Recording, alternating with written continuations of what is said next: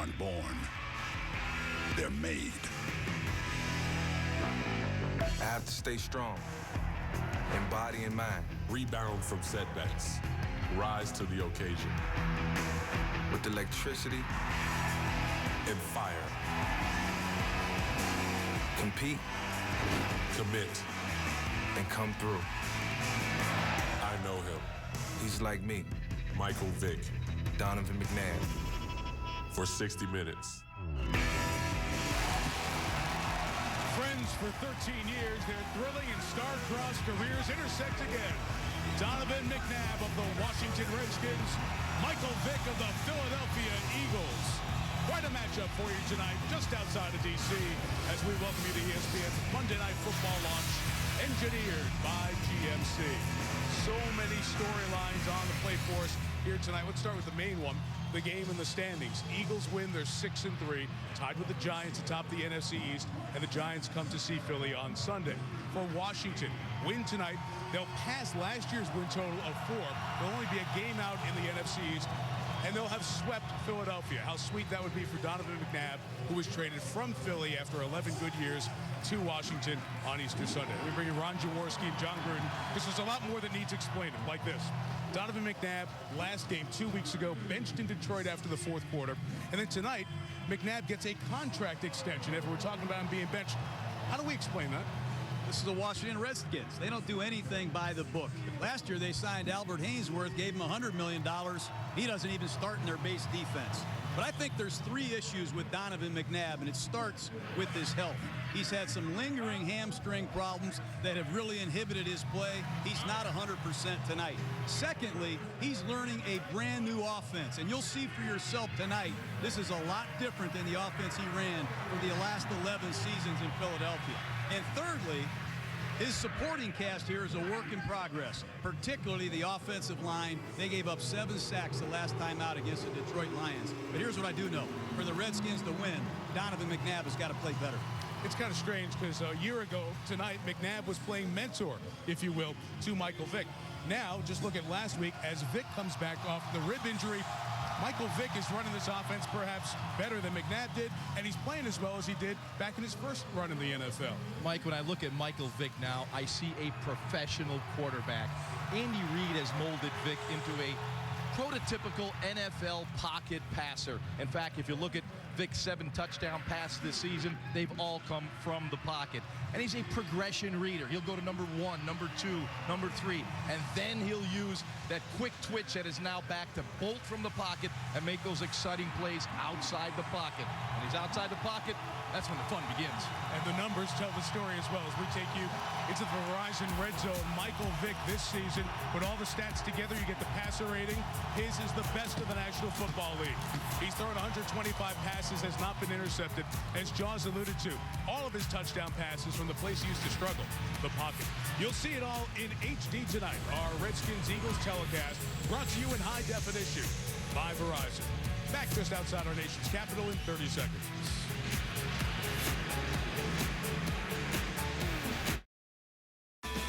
Oh, the storylines are out there, and so is the emotion. This is pregame. Deshaun Jackson woofing with LaRon Landry. They'll see each other when the Eagles have the ball on offense, and both teams coming together towards one of the tunnels, just laying a little framework for what we're going to see coming up tonight. Welcome back. Time now for Miller Lite Taste Greatness, and let's talk about Michael Vick. You mentioned him, Jaws. As I watched, what I saw, all those talented, speedy guys around him, they're playing at an even higher level now. Yeah, probably the fastest offense in the NFL, and Michael Vick's mobility has made everyone better. The one thing Michael's terrific at is identifying man-to-man coverage. Here in the shotgun, once he drops back and identifies man-to-man, and he sees a running lane, he will dart from the pocket because he knows the defenders have their back turned to him. This mobility sets up the running game beautifully because he calms down the defense. They can't pursue from the backside, and the beneficiary is LaShawn McCoy. You'll see the handoff here, but the backside cannot pursue because they're concerned about Michael Vick's ability to bootleg outside the pocket. You get the nice crease from McCoy, takes it to the end zone. But here's the big improvement in Michael Vick, getting a ball to Deshaun Jackson from the pocket. Look at the calmness, look at delivery, and boy, you see the big arm. I expect tonight you will see the Eagles offense attack early, try to get ahead in this game. Vick to Deshaun Jackson. I think it's important for the Redskins to do what they did the first time out against the Philadelphia Eagles, and that is pick up the blitz and handle it. You can run the football, see the load and run it away from the overload. You can make big plays on the ground. Secondly, pick it up. Give Donovan McNabb time to look down the field and make big plays. And finally, if there's nothing there, let Donovan McNabb do what he's done for the last 12 years. Beat the blitz with his legs and scramble for key first downs. The Philadelphia Eagles are bringing it tonight, and how well the Redskins handle the pressure is going to determine the outcome of this game. Vick against McNabb, nothing like NFC East matchups, huh? With storylines on top. Eagles-Redskins coming up next on Monday Night Football. You've been watching ESPN's Monday Night Football Launch, engineered by TMC, the official vehicle of Monday Night Football. So we are ready for Monday Night Football. ESPN welcomes you to the following presentation of the National Football League.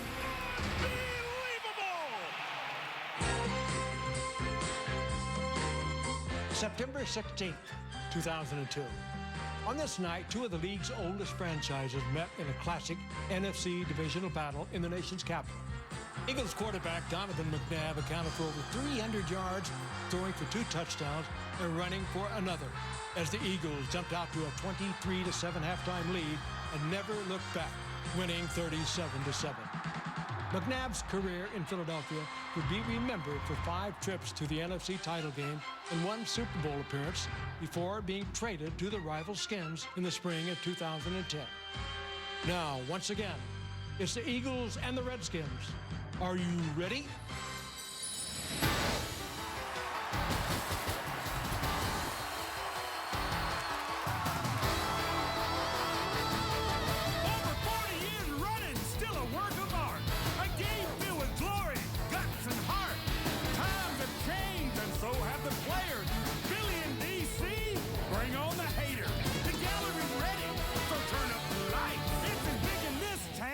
The Bill of Rights.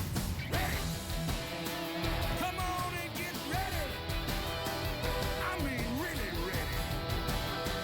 Are you ready for the football? A Monday night party.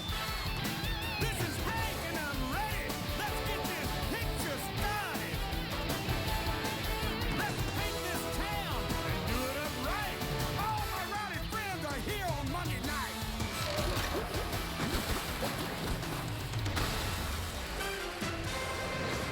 Just outside of Washington, D.C., technically in Landover, Maryland, temperature in the low 50s. Rain is on the way as the Eagles and Redskins set to go here at FedEx Field. And the interesting news, about 5 hours ago it broke on ESPN, our Michael Smith first reporting, Donovan McNabb signing a 5-year contract extension with the Redskins. This was the last year of his deal. The deal's guaranteed for $10 million approximately. All this contract stuff we'll get to a little bit later on. But Susie Colbert has more on Mike Shanahan, the coach of the Redskins, and his reaction to it. Susie? And I asked him the stark contrast between benching his quarterback a couple of weeks ago and now signing him to a new deal tonight. He said, well, that's football. The highest highs and the lowest lows, you fight through them. And he believes that it makes a huge statement, with this being the start of the second half of the season, what he believes they can accomplish. All right. Very intriguing plot twist that I don't think many people saw coming after McNabb was benched against Detroit 2 weeks ago. That's Jorick Calvin. He's back to receive the kickoff for the Eagles. We've won the toss and will receive. Graham Gano will kick. And off we go from Washington. Not much wind. Calvin Muffs the kickoff catch. Has it at the 3. And will only get to the 12-yard line. Reed Doughty and Chris Wilson over there to make the play. Michael Vick starts 6 of the year, his second since injuring his ribs against the Redskins on October 3rd. John, what do we watch for with Vick? Incredible production, running and passing. I have never seen Michael Vick play the position better. I expect Andy Reid to get Vick out on the perimeter. Bootlegs, sprint out passes to his left early in this game to get him started.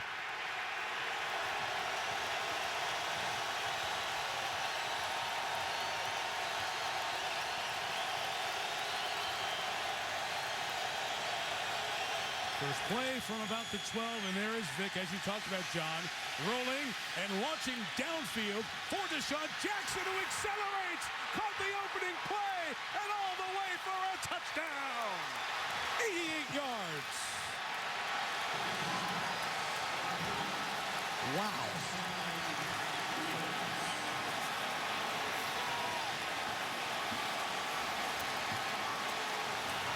This Andy Reid did his homework. A full play-action bootleg to Michael Vick's left side, and they get Deshaun Jackson one-on-one deep. What a throw and catch. We talked about it in the opening of this game, that the Eagles would try to get ahead early with a big play, get Deshaun Jackson down the field, use that incredible speed. What a throw by Michael Vick. Sad Rocca, the punter holds. David Akers kicks it. 18 seconds in, 7-0. Remember, those are the guys involved in the pregame altercation. Jackson right in the middle of it with Laron Landry. There's a marker down at the back end of the extra point.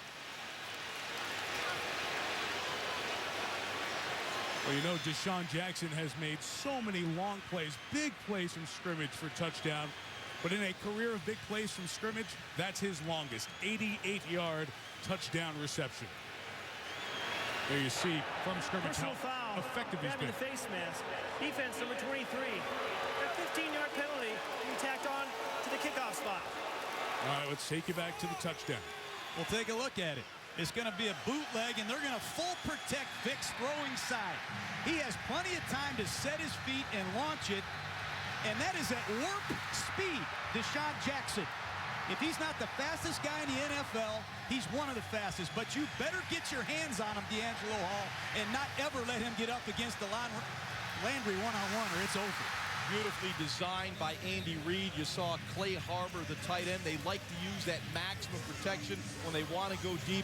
Allow Michael Vick to get comfortable in the pocket, number one. Number two, allow Deshaun Jackson to work down the field against the safety. When you look at the Redskins, they like to play that too deep shell. If you get pressure on the quarterback, that's a great defense. If the quarterback has time, that's the result, a big play.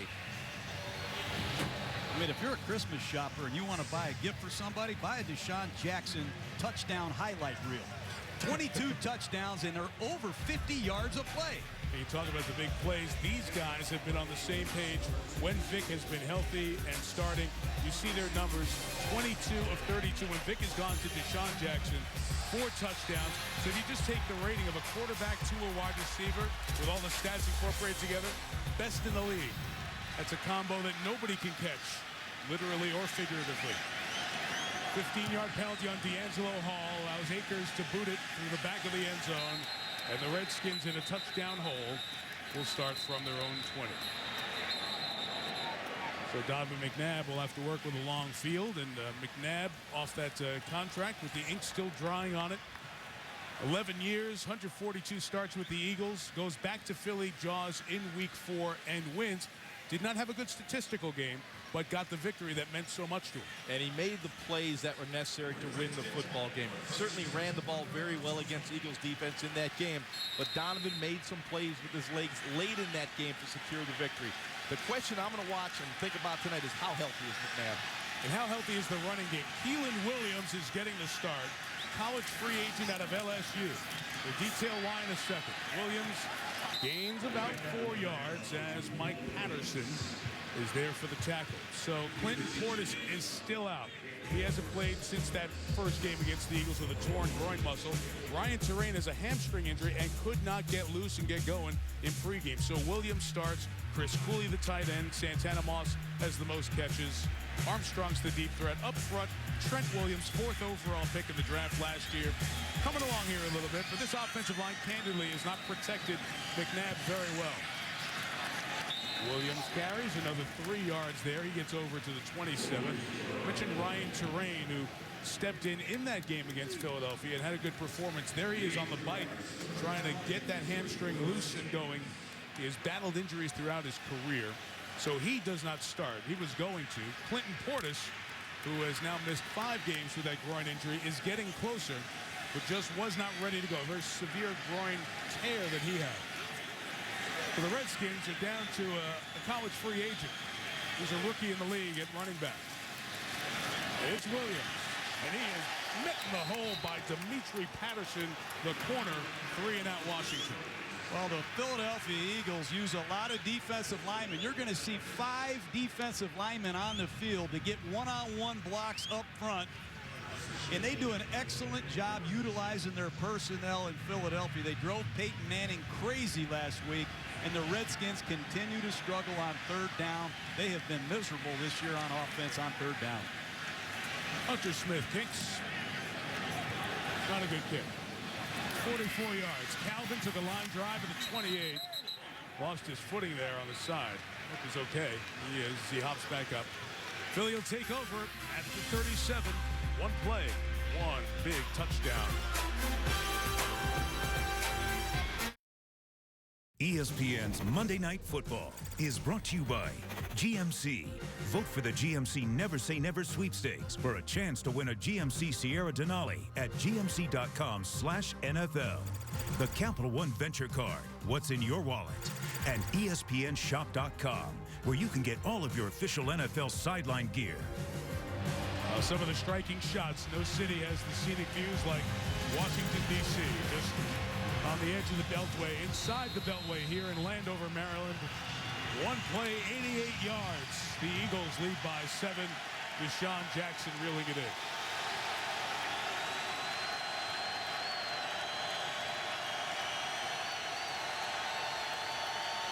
From the 37, the lefty Vick is out that way again. And throwing on the run complete across midfield to Jason Avant, tackled by Kareem Moore. Avant is the 3rd receiver for the Eagles. We have not yet talked about LaShawn McCoy, who's averaging 4.5 yards a carry. Owen Schmidt, the fullback. Selleck at tight end. His number's down a bit. Jackson and Macklin are the big play threats as you see. Jason Peters playing well up front for the Eagles. Look at the rest of the offensive line. This is the time and place for Andy Reid. Loves trickery. Don't be surprised if you get a double reverse, something crazy here. Here comes Jackson. You've seen some film, haven't you? Here comes Macklin. His speed turns the corner and gets a first down. John, we see so many times where these guys go with that ghost and the end comes around. That time they get the next counter offer. Well, they hand the ball to Deshaun Jackson on the around last week against the Colts several times. This week, let's hand it to Deshaun and flip it to Jeremy Macklin, who's an outstanding runner in his own right. What a start for the Philadelphia Eagles. 3 offensive plays. They've made more yards than I made in some of the games. Pedal to the metal offense. That's the way Andy Reid runs it.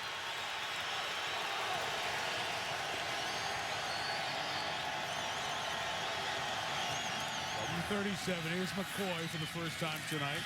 LaShawn gains a couple of yards. Jaws, this is an offense that gives you, with Andy Reid, Marty Morningwig installing and calling the plays, a lot of variety and a lot of different looks. It's all about different personnel packages. They're probing the defense, find a weakness, see where you're going to match up to all those packages. And Marty Morningwig, you see right there, boy, he loves to attack.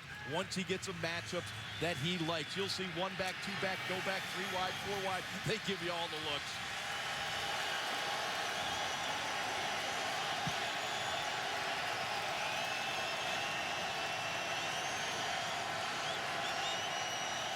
Second and 7. Screen set up for McCoy. Good block out front. Sends LaShawn McCoy into the red zone. Inside the 10. First and goal, Philadelphia. Boy, these two safeties for the Washington Redskins are playing deeper than I've ever seen safeties play. It's too deep. Look how deep these safeties are. And Michael Vick, he says, I'm just going to drop back, look deep, and throw it short. And that's LaShawn McCoy's 41st catch. And this guy is ultra quick. He's on schedule to catch 80 balls. And you see Rocky McIntosh, number 52, was responsible for the screen back. Once you get a block on him, there's a lot of running room for McCoy. Excellent job by the Eagles' offensive line in space. Backfield empty. First and goal, Vick. Dancing, running, in for the touchdown.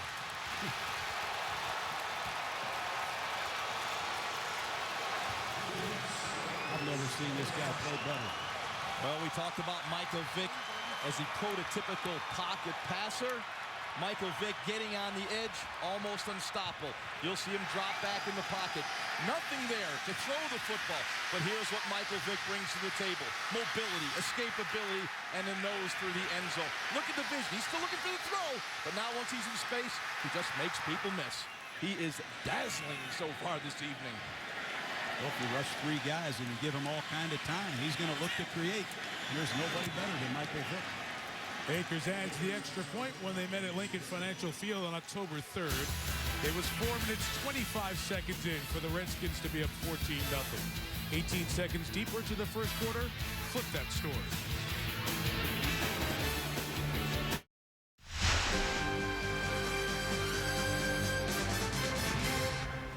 They're looking over at Michael Vick's right ankle. His rib injury kept him out.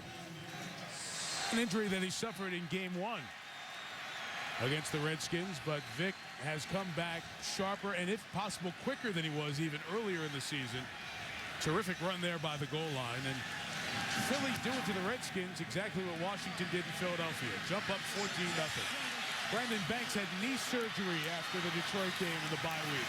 Very speedy, game-changing receiver to the 27-yard line. You remember the Vick injury if you were watching the game. Michael was trying to drive the Eagles back in this game. Kareem Moore, D'Angelo Hall sandwich him. The rib cartilage injury, missed the next 3 games. Michael telling us last night, it's only painful when he sneezes, and it's not even that anymore. It's progressively getting better. And just retaping his ankle. And well, that's the only way he's been stopped, is when he's been knocked out of the game, Mike. You're right.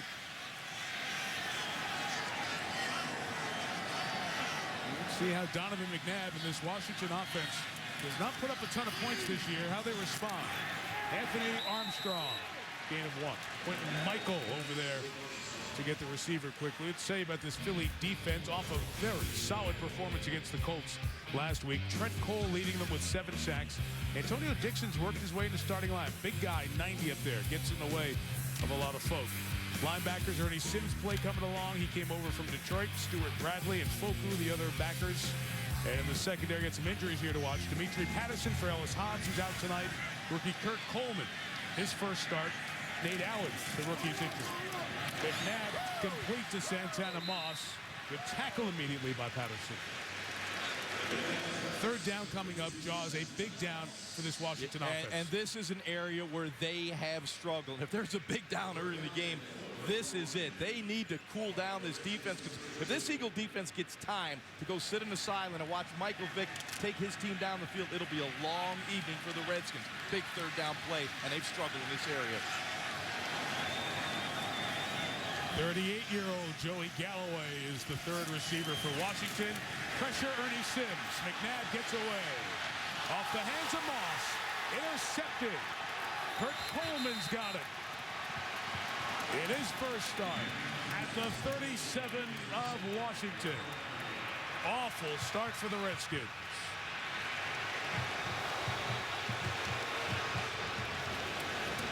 Six minutes, 8 seconds. 2 Eagle touchdowns, 1 Redskin turnover. This one was ticketed for Santana Moss. Found a home with Kurt Coleman to save him.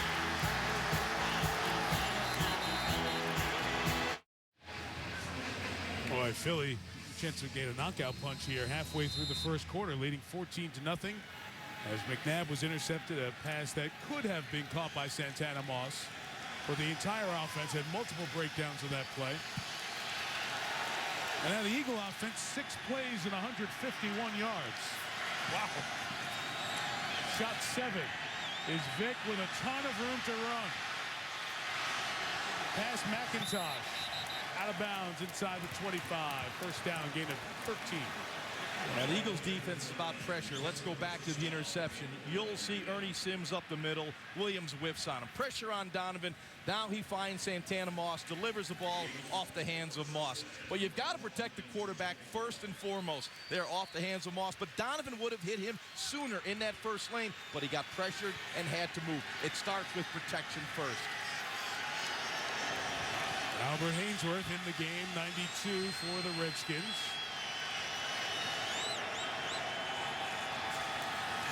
Trying to penetrate a little bit as Jerome Harrison gets just his 3rd carry as an Eagle and no gain. So here's Haynesworth, a guy who made so much money, as we know, in free agency just a couple of seasons ago.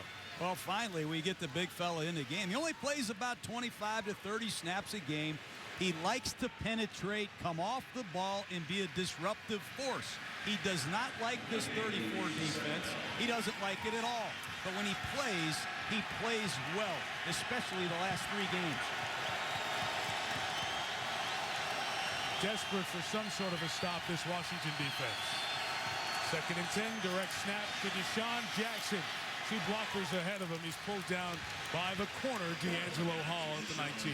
Here's some of the things I saw on Albert Haynesworth in the last couple weeks. He just runs over a guard himself and gets a sack on Jay Cutler. And how about this play in the goal line? He just goes airborne like a defensive back and stuffs that play. You got to get this guy going. He was brought here to dominate. Like to see him play more in this system. Find a way to get it done, Albert. Reluctant to play nose tackle, but when they slide him in kind of near the center, he's doing some of those disruptive things, and here he's sliding in there now on 3rd and 5. Well, he loves that gap. Showing pressure. Vick comfortably to Avant. A terrific 3rd down receiver. Jason Avant with the first down inside the 10. A gain of 11. Take a look at LaRon Landry. Look what defensive coordinator Jim Haslett is doing with LaRon Landry. He's going to come up in here and spy on Michael Vick. He's going to look all over the place for Vick to scramble. Keep an eye on that tonight. They need somebody that can run Michael Vick down, and Landry might be the only Redskin on the field that can do that. Might be.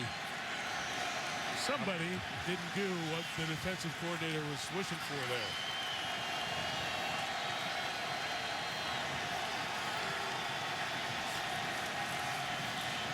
Vick, McCoy, gain of 2 to the 6. Well, the one thing that you see about Michael Vick is the maturity in his game. Yes, he's making some plays with his legs, but he's becoming a more conventional quarterback. You'll see him go through his progression. Take the check down when it's there, not forced throws. We all know he's got that athletic ability, but now you make that combination of a guy that'll stay in the pocket, deliver the ball on time. That's special. Andre Carter, who also was a starter and is no longer, along with Haynesworth, in the switch from the 4-3 to the 3-4. They're together closest to you.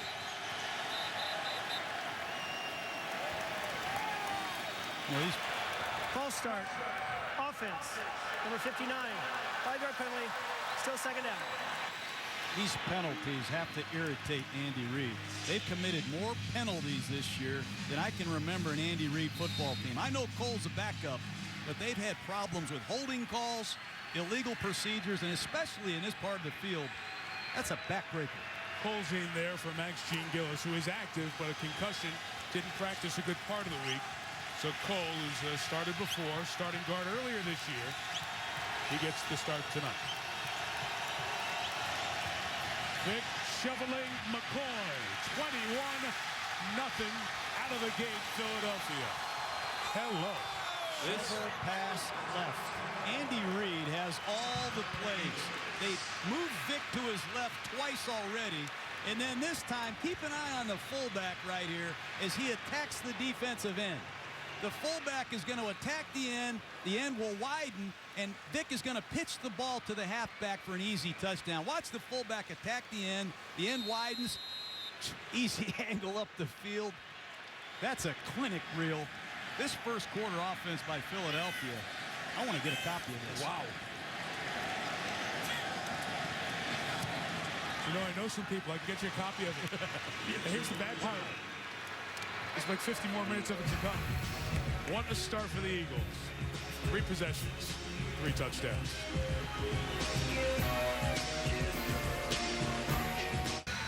The ability and presence of Michael Vick, such an impact thus far, Jaws. And he comes at you in so many ways. The one thing that Michael Vick does have is the big, strong arm. You can attack vertically at any area of the football field. What he also brings you is mobility. You can cover all the receivers. When he gets the edge, you're going to get explosive plays. And the gimmicks and the gadgets he brings to the table as well, because he calms down the defense. He balances out the defense and just opens the field, not only vertically with the pass game, with the shovel pass, you see it horizontally, sideline to sideline. Amazing start by Michael Vick and this Eagles offense here in the first quarter. Go back over the history of this series, over the decades. 3 touchdowns in the first quarter for the Eagles. First time they've done it against the Redskins. Brandon Banks back to take the Acres kickoff.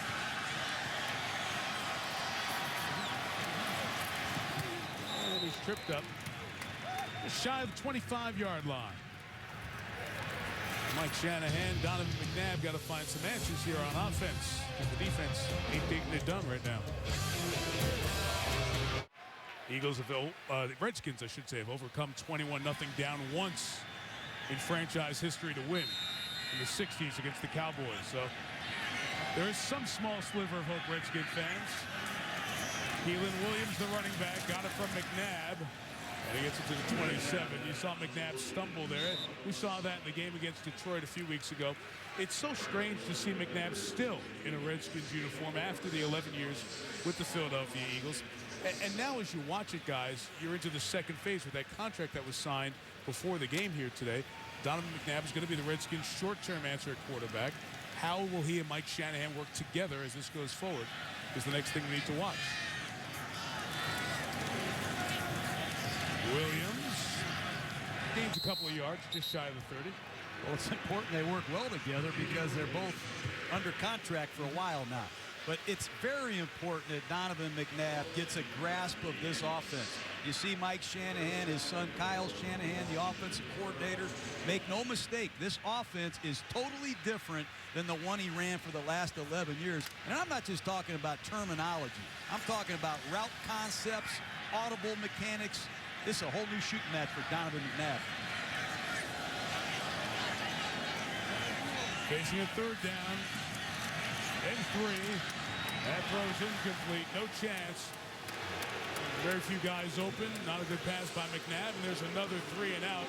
So the Redskins have nothing going offensively. 9 plays, 21 yards. Well, just an opportunity for a first down. That's all Mike Shanahan, Kyle Shanahan wanted. They weren't worried about long term. At this point, they were trying to get a first down. Right, a little angle route in there to Chris Cooley, overthrown by McNabb. They are just out of sync offensively. Trying to keep Philadelphia off the field with offense. Hunter Smith's kick taken by Jordan Calvin. Hit hard, shy of the 25-yard line by Reed Dowdy. Well, after Monday Night Football, fun part of the year for us at ESPN. We are the home court of college hoops. Look at all those games we have coming up. The marathon of 21 games on the family of networks. Dick Vitale's 32nd season with us. 4 of the top 5 teams. You're going to see both national champs, Duke and the UConn women's team. They take on Baylor in what's going to be a great matchup. So after Monday Night Football, the college hoops marathon begins on the ESPN family of networks.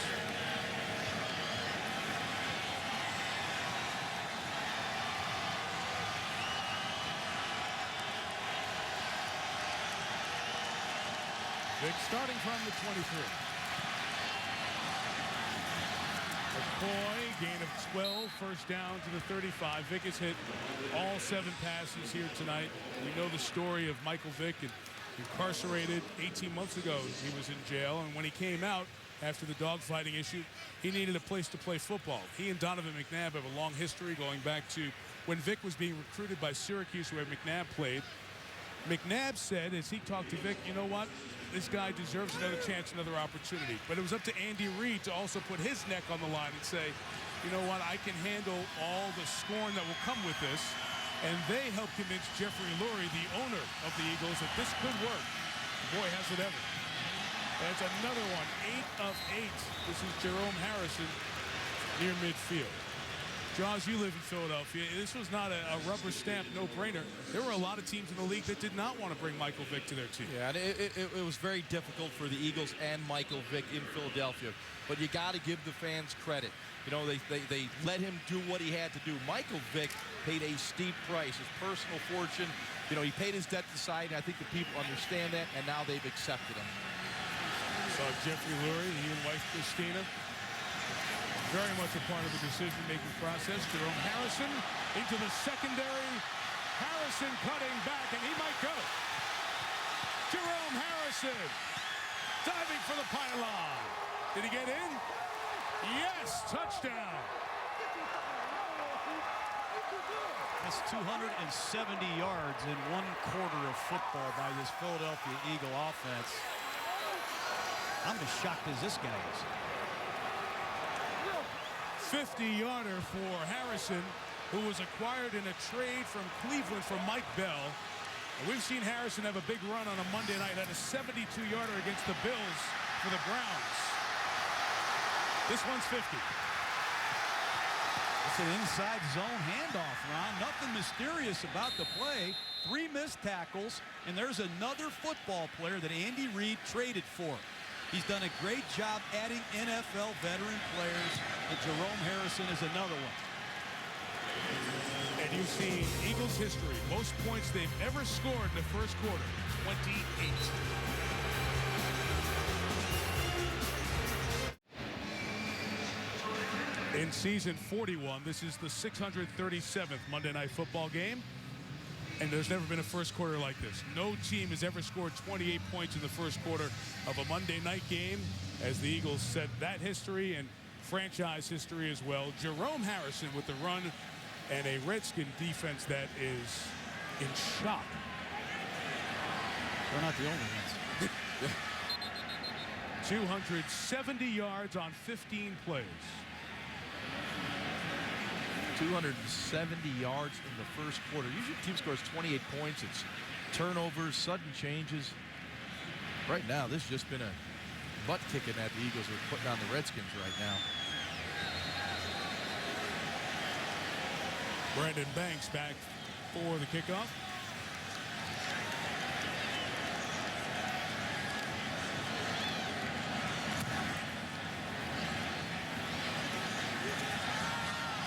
Going to take it from 3 yards deep. Stopped shy of the 20. Keenan Clayton with the tackle. I just wonder about the effort. You know, I just wonder about the tackling. You know, D'Angelo Hall, watch number 41 here. Kareem Moore, the safety. Just an inside handoff. Here's Kareem Moore, nothing there. D'Angelo Hall, nothing there. LaRon Landry misses a tackle. McIntosh in pursuit. I've never seen this in 20 years. Poor tackling, routine touchdowns, 275 yards in 1 quarter. Most of the Redskins have allowed in the opening quarter, regular season or playoff games. Keelan Williams carries to the 21. You guys have said you've never seen something like this before. I'm sure you've been in games where a team jumps on you into shock. As a player, as a coach, what's it like on the sideline when you put 2 weeks of work into it off the bye and you're in a 28-point hole? It's an awful feeling. I mean, here you are if you're down with McNabb right now. You just want to get a first down. You want to calm this thing down a little bit. I don't know what to say when you look at how this Redskin defense is playing. I mean, the Eagles just having their way. So London Fletcher trying to be a leader on this veteran team. Trent Williams, the lineman, was holding as that pass is incomplete. There was no flag thrown, but Williams had Darryl tapped by the neck, and to add precipitation to the pain, it's raining now. But you know, Andy Reid 12-0 coming off the bye. Mike Shanahan's 10-4 coming off the bye. Mike Shanahan's a great football coach. He felt really good, managed the bye well. His team has not played either phase tonight, Jaws. Well, the Redskins have run 11 offensive plays for a grand total of 23 yards, have yet to garner a first down.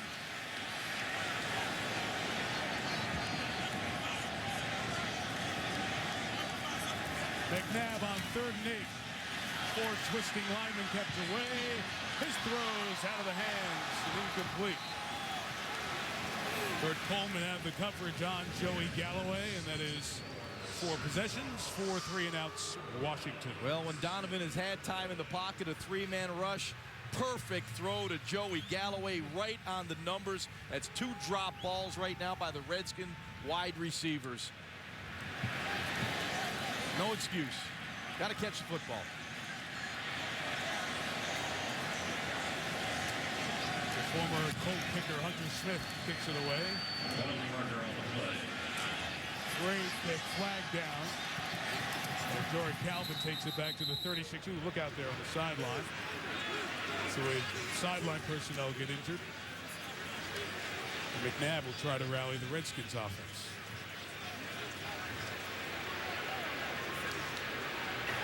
Illegal formation. Offense.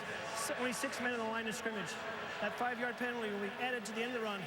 First down, Philadelphia. John, what do you do as a coach in this situation? It's tough. And do you stick with that script, the 15 plays, that whole deal? You know, if you're Mike Shanahan, you just have to say the first quarter is over. We need to get a stop here on defense and stop the bleeding. All you can do is get 1 score at a time, Mike. But when you're a first-year head coach, this guy's made numerous changes now at quarterback, bringing in a new offensive system. They've gone to a 34 defense. It's not going to be easy, and it's not going to happen overnight. But I know Mike Shanahan well enough, guys. He's keeping an eye on this football team. He's going to make sure nobody quits, or they won't be here very long.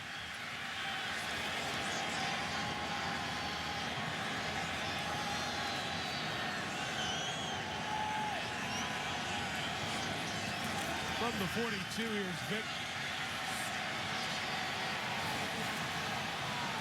Scrambling for about 5 yards to the 47-yard line. And the numbers for Vic, he has not missed on anything here tonight. 8 of 8 for 181 yards. And John, you said it as you were preparing, watching the game. The confidence with which he's throwing the ball, the strength of the arm, the accuracy, everything together has really been the thing that has caught your eye. Look, Mike, a lot of people will roll their eyes. But this guy reminds me of Steve Young when he took over the helm at 30 years old with the San Francisco 49ers. This is a legitimate double threat. He's a totally different person after what he's been through, completely focused, in love with this offense, and he's surrounded with impact young playmakers. And the Eagles coaching staff has done a terrific job of working with him. You can see the mechanics are much improved than they were from those years in Atlanta.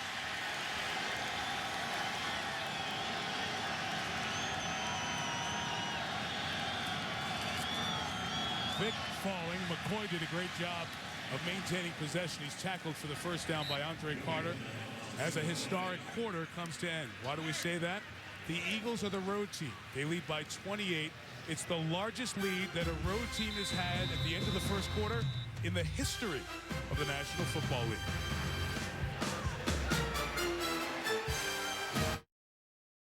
Feels like we've seen so much of the Michael Vick story. #1 overall pick out of Virginia Tech with the Falcons in 2001, playing those 6 seasons, 3 Pro Bowls, in many ways becoming the new emerging face of the National Football League, the big contract, but then missing all of 07 and 08.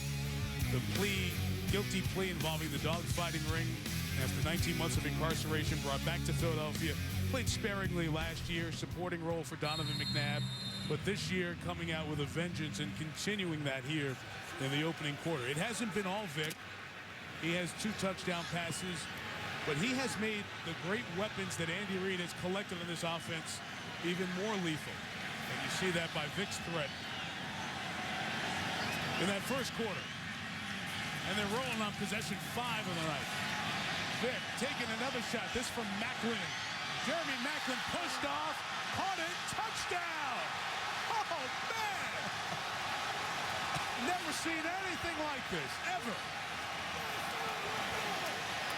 I think I'm dreaming. Let's watch the back end of the play. The 2 officials over there are talking right now. Let's make sure he's in bounds. Catch, and the shoulder hits the pylon first.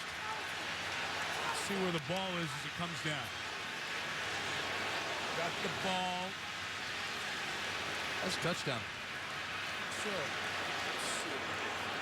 where's the elbow? Nope. The elbow doesn't come down on the white, comes down on the pylon. 48-yarder there, and Mike Shanahan's going to challenge this. Here's our max zoom look as the elbow comes down. And the elbow, remember, one, does it come down inbounds? Two, the elbow would be equivalent to a knee or any other body part. So if he's down where the elbow's down, as long as it was by contact of a Redskin, was challenging the ruling in the field on the play of a touchdown. It would be a score. So they'll look at that in review, but the Eagles might be adding to this record-setting opening quarter plus a play.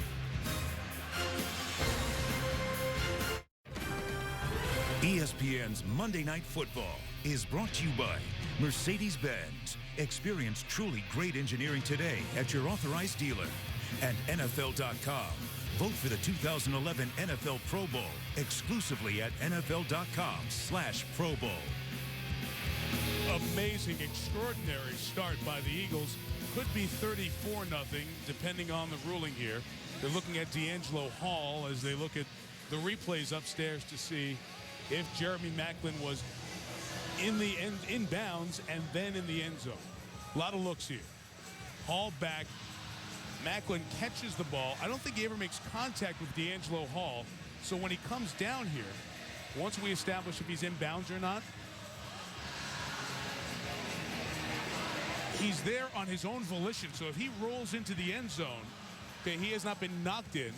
If that's all determined inbounds, then he does touch the front of the line, which is the frame that you see with our max zoom, and it would be a touchdown. Go ahead, Mr. Replay. That's not indisputable. They can't overturn that. That's touchdown, Jeremy Maclin. Great concentration. He ran right by D'Angelo Hall and made a superb play at the front pylon. Ball skills extraordinary. That ball in the air, Maclin said it's mine, knew where the sideline was, kept his feet in bounds. This has just been an unbelievable start by Michael Vick. Look at Andy Reid. I think he's going to take his first 15, this script, and use it next week and the following week. It's going to Canton in the Hall of Fame. That's where this script's going. Cleat Blackman. After review, the ruling on the field stands. Washington will be charged with timeout. Stands not confirmed. Means that it was not indisputable, but it will still be a touchdown. And after a quarter and a play, it will be extra point pending, a 5-touchdown lead. I mean, Philadelphia has 5 touchdowns. The Redskins have run 12 plays.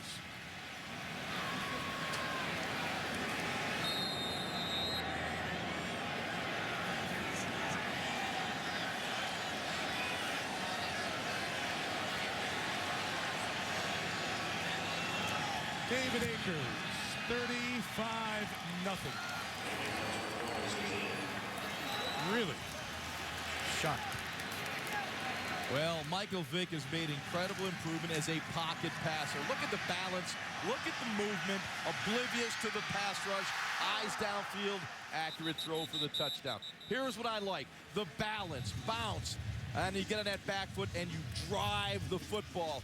Look at the arc. This is a deep throw. You see the lead shoulder up in the air, so there's a high arc to the ball. And there's one happy touchdown passer, Michael Vick. What a start to this game by Michael Vick. 9 for 9, 229 yards, and 3 touchdowns. What are the NFL records? We better start looking them up right now. I can tell you one of the great memorable scores of all time involved the Redskins. 1940, the NFL championship game. The Bears beat the Redskins 73-0 in that game. You kind of laughed. We're almost halfway there, and we're not even past the second snap of the second quarter. In that game, Washington only trailed in the first quarter 21-0. Tonight they trailed 28 and now 35. This is a statistician's dream. Man. You're probably the first thing I'm thinking about, John, is Norm Van Brocken's 554 yards, single game yards passing. That's in jeopardy right now. A lot of records in jeopardy. Call me.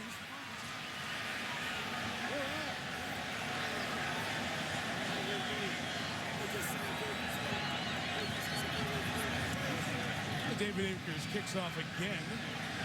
Banks will take it from the 3. Brandon brought one back against the Lions. He's tripped up just past the 25, John. I like Andy Reid and Michael Vick together. Take a look at what they can do with Michael Vick sprinting to his left. They full protect it. They buy him time to bomb you with Deshaun Jackson. Unbelievable start to this game. The next time, they sprint him out to his left with Schmidt as the lead blocker. They throw a corner route to Avon. And then they sprint to the left and run a shovel pass to LaShawn McCoy that walks. The combination of Michael Vick and Andy Reid's playbook, unstoppable so far in 2010. Play action with Keelan Williams. McNabb rolls the pocket. Wide open on the other side is the tight end, Frank Davis. First and goal, Washington. Well, that's the wise sneak play that Stuart Bradley said we had no answer for. And Mike Shanahan and Kyle Shanahan have unveiled this play on the offense. Take a look at the tight end sneak, and then he's going to run a wheel route off a play-action pass, and Philadelphia never sees him coming. The flow goes with Donovan McNabb. Wide open, easy runaway score. They had the same play against Philadelphia earlier in the season. Davis dropped the ball. John, but Stuart Bradley was on Davis, and Davis just knocked him to the ground. Bradley was on the ground. That's why he was so wide open. Play coverage, 71 yards, longest for Washington this year. Mike Sellers, the fullback, was blocking. He was hurt, so Darrell Young is in blocking for Keelan Williams. And McNabb, play action, has Young, has a touchdown. Former linebacker from Villanova, first career NFL score. Well, Donovan McNabb is showing his ability to make plays on the bootleg and get outside the pocket, just like Michael Vick has done for the Philadelphia Eagles. Simple little lead to the left side, but Donovan pulls the ball back inside, and you'll see number 36, Darrell Young, sneak out the backside. And Asante Samuel got caught peeking in the backfield. Touchdown for the Redskins. Hard to believe these bootlegs work that well with a 35-0 lead. I wouldn't be buying the fake. Graham Gano is coming in for the extra point. How about the story Darrell Young will have to tell? The first time I ever touched the ball in my NFL career was a touchdown on Monday Night Football. And it got our team within 4 touchdowns. Phillip Rivers leads one of the league's top offenses against division rival Denver in a critical AFC West contest, the Broncos against the Chargers on ESPN's Monday Night Football.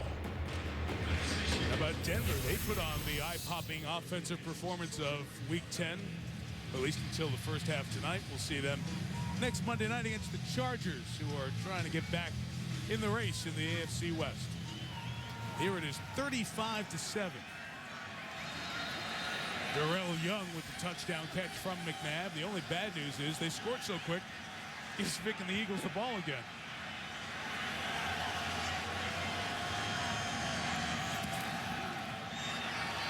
Graham Gano kicks to George Calvin from the 2. Cannot bring it out past the 20-yard line. And Young, who just scored the touchdown, made the tackle. Andy Reid's been here before, up 21 after 1. The first game of his Eagles head coaching tenure, September of '99, against the Cardinals, and then they were not able to hold that lead as the Cardinals rallied to beat the Eagles 25-24. A little more potent offense, a little more polished group. Yeah, that's 21 points. This was 35. Yep. A lot of football left to be played, guys.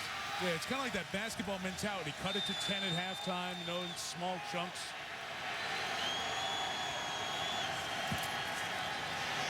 Gonna stop these guys first if you're Washington. London Fletcher with the tackle there of Brent Selleck, gain of about 6. One thing about Andy Reid is over the last 10 years, he's managed the quarterback position as well as anybody. Donovan McNabb, 142 straight games. He drafts Kevin Cobb, who's also an outstanding player.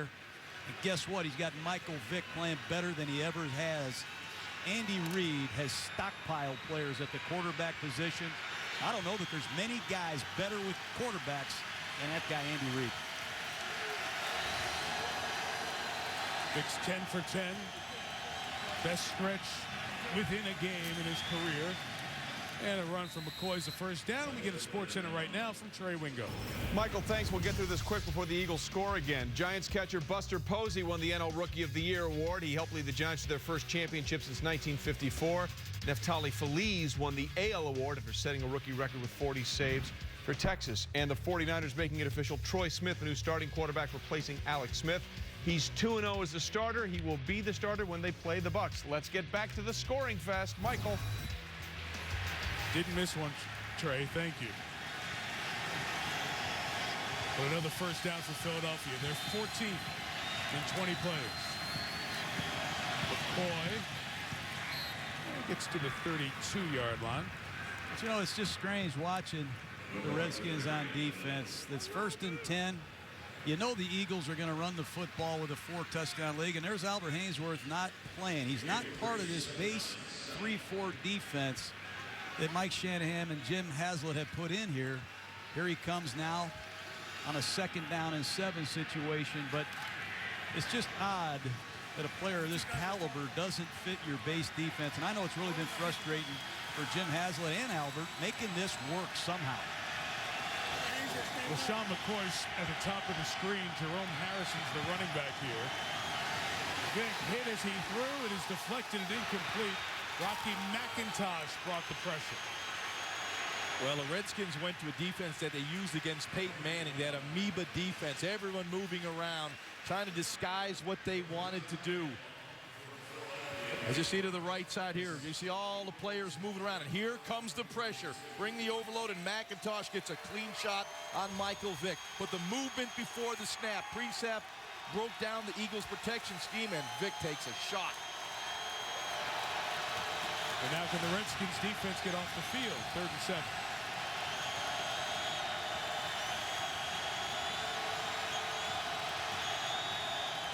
Haynesworth standing up as he starts to rush. Vick throws underneath. They couldn't tackle Macklin, but they finally get him. D'Angelo Hall and the Washington defense with a stop. And this crowd's going crazy right now. They finally got a stop. I say that sarcastically. See D'Angelo's grabbing at the back of that leg right away after that play, and he goes down on the sideline. Watch him on this hit. And as teammates came in, he got hit. And they're going for the strip. The Redskins have done a great job defensively taking the ball away this year. They've done it 19 times. That's more than they had all last season. They're going to need to get a couple turnovers to fight back into this game. Savranka kicks. Brandon Banks back.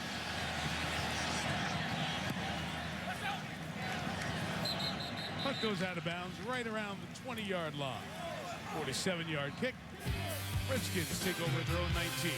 Down 28. Well, congratulations to Jason Garrett. Got the Cowboys to play hard, play well at the Meadowlands, beat the Giants. They get win 2 on the season, so the Giants fall to 6-3. An Eagle win, and they're all even in the division, meeting next Sunday night in Philadelphia. The Redskins have not lost here in the division with wins over the Cowboys and the Eagles. Their hopes were to go 3-0 in the division tonight. But they're digging out of a 35-point hole. Big ball for Armstrong. He holds it in! Ho-ho! Armstrong all the way to the 5. Anthony Armstrong. 77 yards. Well, the Eagles lined up with their 5-down look. That gave one-on-one to the outside. Donovan read it. And he is Armstrong, the former Arena Football League player, streaking down the sideline.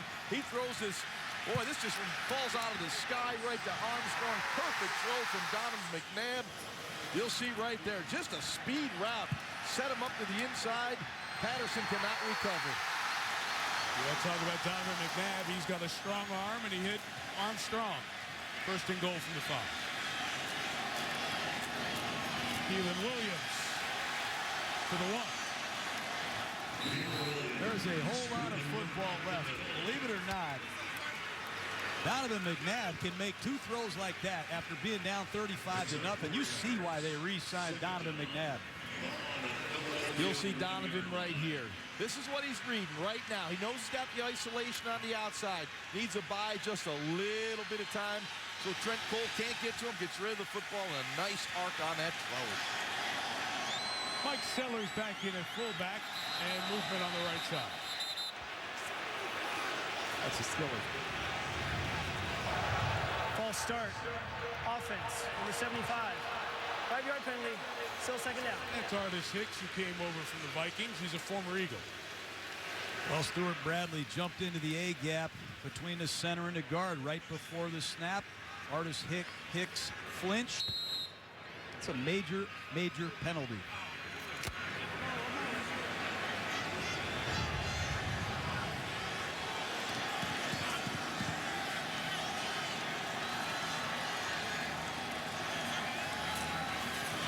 McNabb over the top, Williams takes it in. Touchdown, Washington Redskins. You got to give Kyle Shanahan, Mike Shanahan, some credit here. The Eagles come with the blitz. They come with their blitz beater. That little check down to Williams. You'll see the pressure. Pull up the middle. Tap up the middle in Donovan's face. Checks it down. Well-executed play to Williams for the Redskins touchdown. That's anticipating the blitz and having an answer. They're really not going to come back from down 35, are they? Graham Gano with the extra point. 40 plays tonight, 7 touchdowns. We're just 1/3 of the way through the game. Largest building in the league, 91,000, FedEx Field. And our aerial coverage from above tonight is brought to you by DirecTV. Showers coming down. Rain and points as well. Mike Tirico, John Gruden, Ron Jaworski, Susie Culver down there in the rain. 35 points the Eagles scored to start. The Redskins respond with back-to-back possessions for touchdown.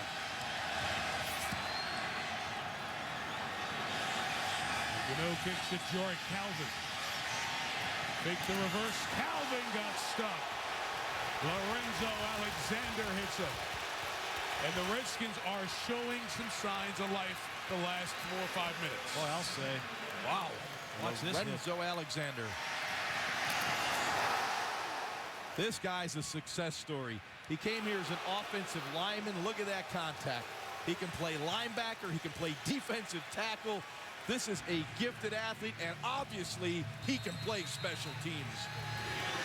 As we study tape, I see the linebacker covering the tight end down the middle. A few snaps later, he's playing defensive tackle.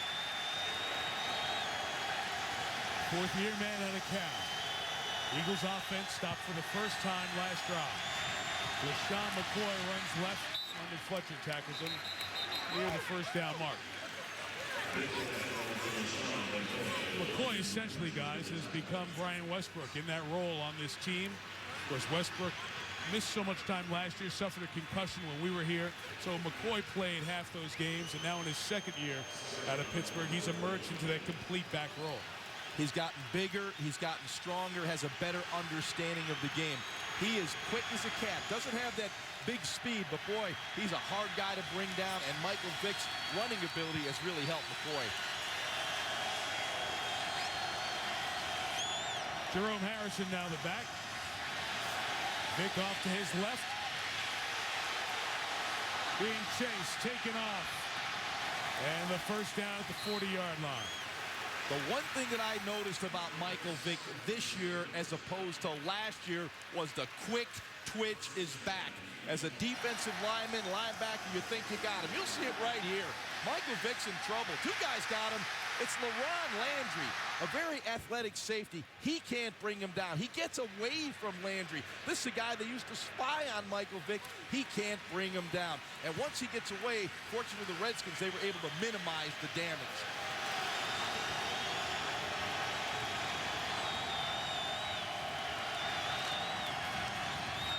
Here's McCoy, met in the hole by Rocky McIntosh.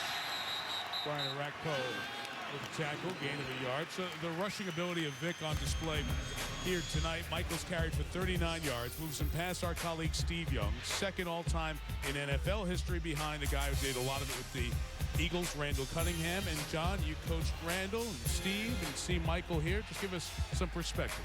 Well, Randall Cunningham, he was different. He was a run-and-gun guy from Nevada, Las Vegas. Michael Vick, I have never seen this guy play the position better. And he's faster than both of those guys. From the 41, Vick, sack.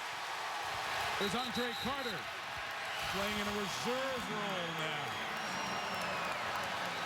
Well, you see this Redskins front four now heating up. They're getting into this game, getting the quick pressure on McNabb. Excuse me, on Vick. Andre Carter had 11 sacks last year. He's in a limited role this year, playing spot duty really in the nickel. But you're right, Jaws. I give the Redskins a lot of credit. McNabb has rallied them with 2 quick offensive touchdowns, and if the Redskins can get off here, we got a football game. Deep drop Vick. In trouble. Away from McIntosh. Chased by Carter. Throw incomplete. Good job by the Washington defense to hang in there. Back to back, they get the Eagles off the field. You know, when you play Michael Vick, you have to finish every play at full speed. And Brian Arakpo does an excellent job just staying alive. You got to keep looking for him. You got to keep hunting. You can't stop. It's an all-day down against Michael Vick. Great effort by the Redskins on defense to force another punt. And Albert Hainsworth was playing right defensive end and had good pressure on Vick.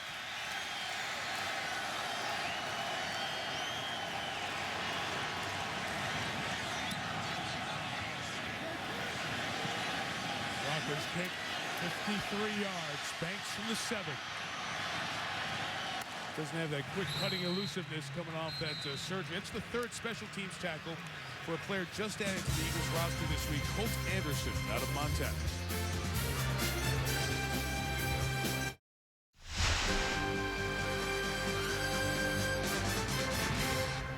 Donovan McNabb, who's made many a start on Monday Night Football for the Eagles, starting against the Eagles here tonight. And it was a very slow start for this entire Washington offense.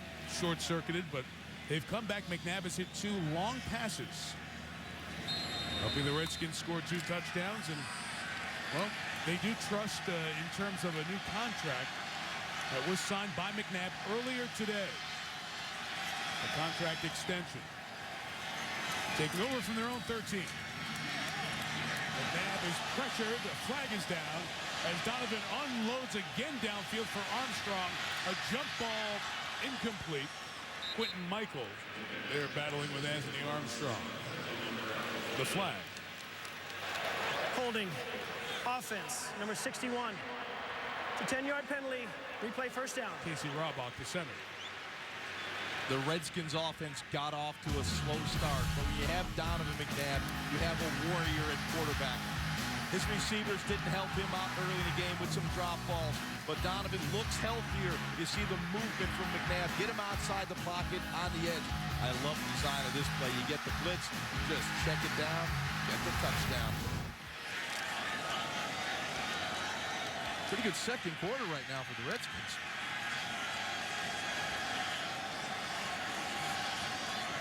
After distance penalties, so 1st and 16. Collapsing pocket. Keelan Williams out of the backfield. He's taken over the 16-yard line. If you're just tuning in, McNabb, in the final year of his deal after being traded over from Philadelphia here, agreed to a 5-year, $78 million extension. And those numbers sound so big and so ridiculous. They are. Likelihood of him seeing all that money, unlikely, the way contracts are structured. I think the big headline is what the guarantee is. From what I was hearing, what I was finding out, that guarantee is around $10 million, which means you put some stability in the situation now for the rest of this year, on to next year, but you're not married to this for 4 or 5 as McNabb lost that snap, but was able to get back on it, and it'll set up 3rd down. When the guy gets benched, the last quarter of football he played, and before he plays again, comes out and gets a contract extension, people go, really? Why? We don't even know exactly what the contract extension is. If it's $10 million guaranteed, it's not a real eye-opener to me. if it's $78 million guaranteed, that would shock me. But Donovan has to play better. He has looked pretty sharp here in the last couple of possessions.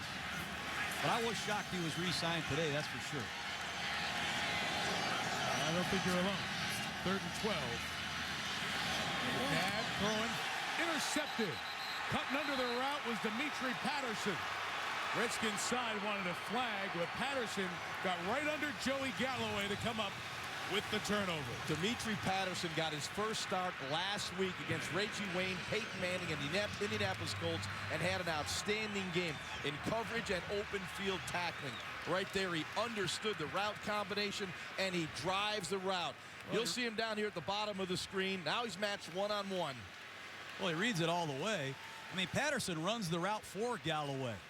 And Joey Galloway, I know this guy from my days in Tampa. He's not the kind of receiver that throws the cape off and plays 7 or 8 snaps a game. Patterson read that like a receiver. That was a routine pick. Patterson's 3rd pick of his career. He had one when he was a Redskin in 2005. Vick fakes to both sides up the middle to sell it. That is good understanding of football by London Fletcher. He saw that one coming. You know, John, I disagree with you on the McNabb signing. I think it's the right thing to do. You know, there's a dearth of solid quarterbacks in this league. And you get an opportunity to sign a guy that's in his 12th year, that's been a winning quarterback. He wins 2 out of every 3 games. I think it's the right thing to do. Kind of gives you that cushion for a couple years if you want to move on. I think Donovan will stabilize this offense. I didn't say I disagreed. I said I was shocked. Tonight was the night. Oh, okay. Glad you clarified that to me. After the gain of 1, Vick screening it to McCoy, who never controlled the ball. Incomplete. Sandy Reed has more screens in his playbook than most guys. First down play, they ran a fake double screen. They checked it to sell it. That time, another screen to the left. I wouldn't be surprised if Reed calls another screen.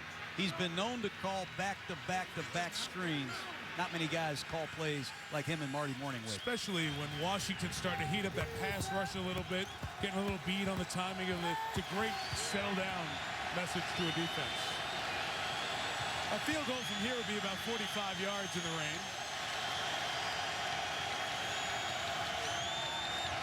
3rd and 9.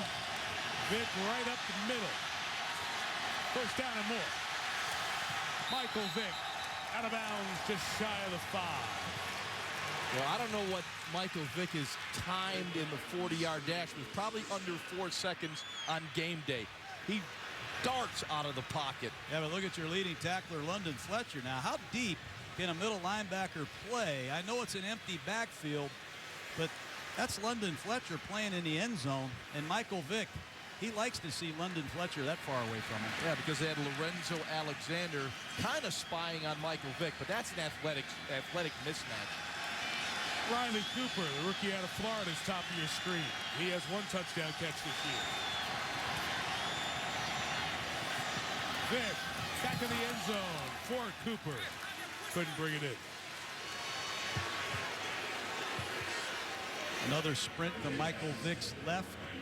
And Riley Cooper, another young guy that Andy Reid found in last year's draft out of Florida, making some key contributions on offense now here at the midseason point.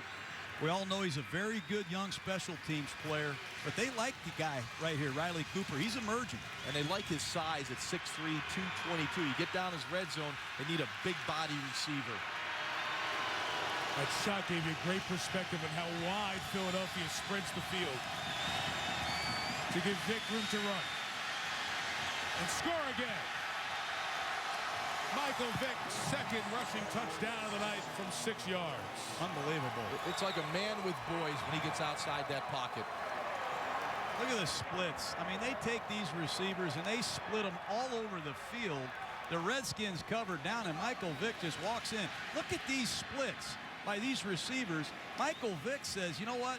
Let's call the quarterback draw. Let's air out the splits. I'll do the rest. I don't know how you stop this guy. I went out to practice on Friday and watched the Eagles, and I saw more gimmicks, gadgets than you would ever see in a season that they were running out of practice, and they use them in the game. 400 yards of offense, and we're in the first half. Akers takes it to 42. Ties the most points the Eagles have scored in the first half.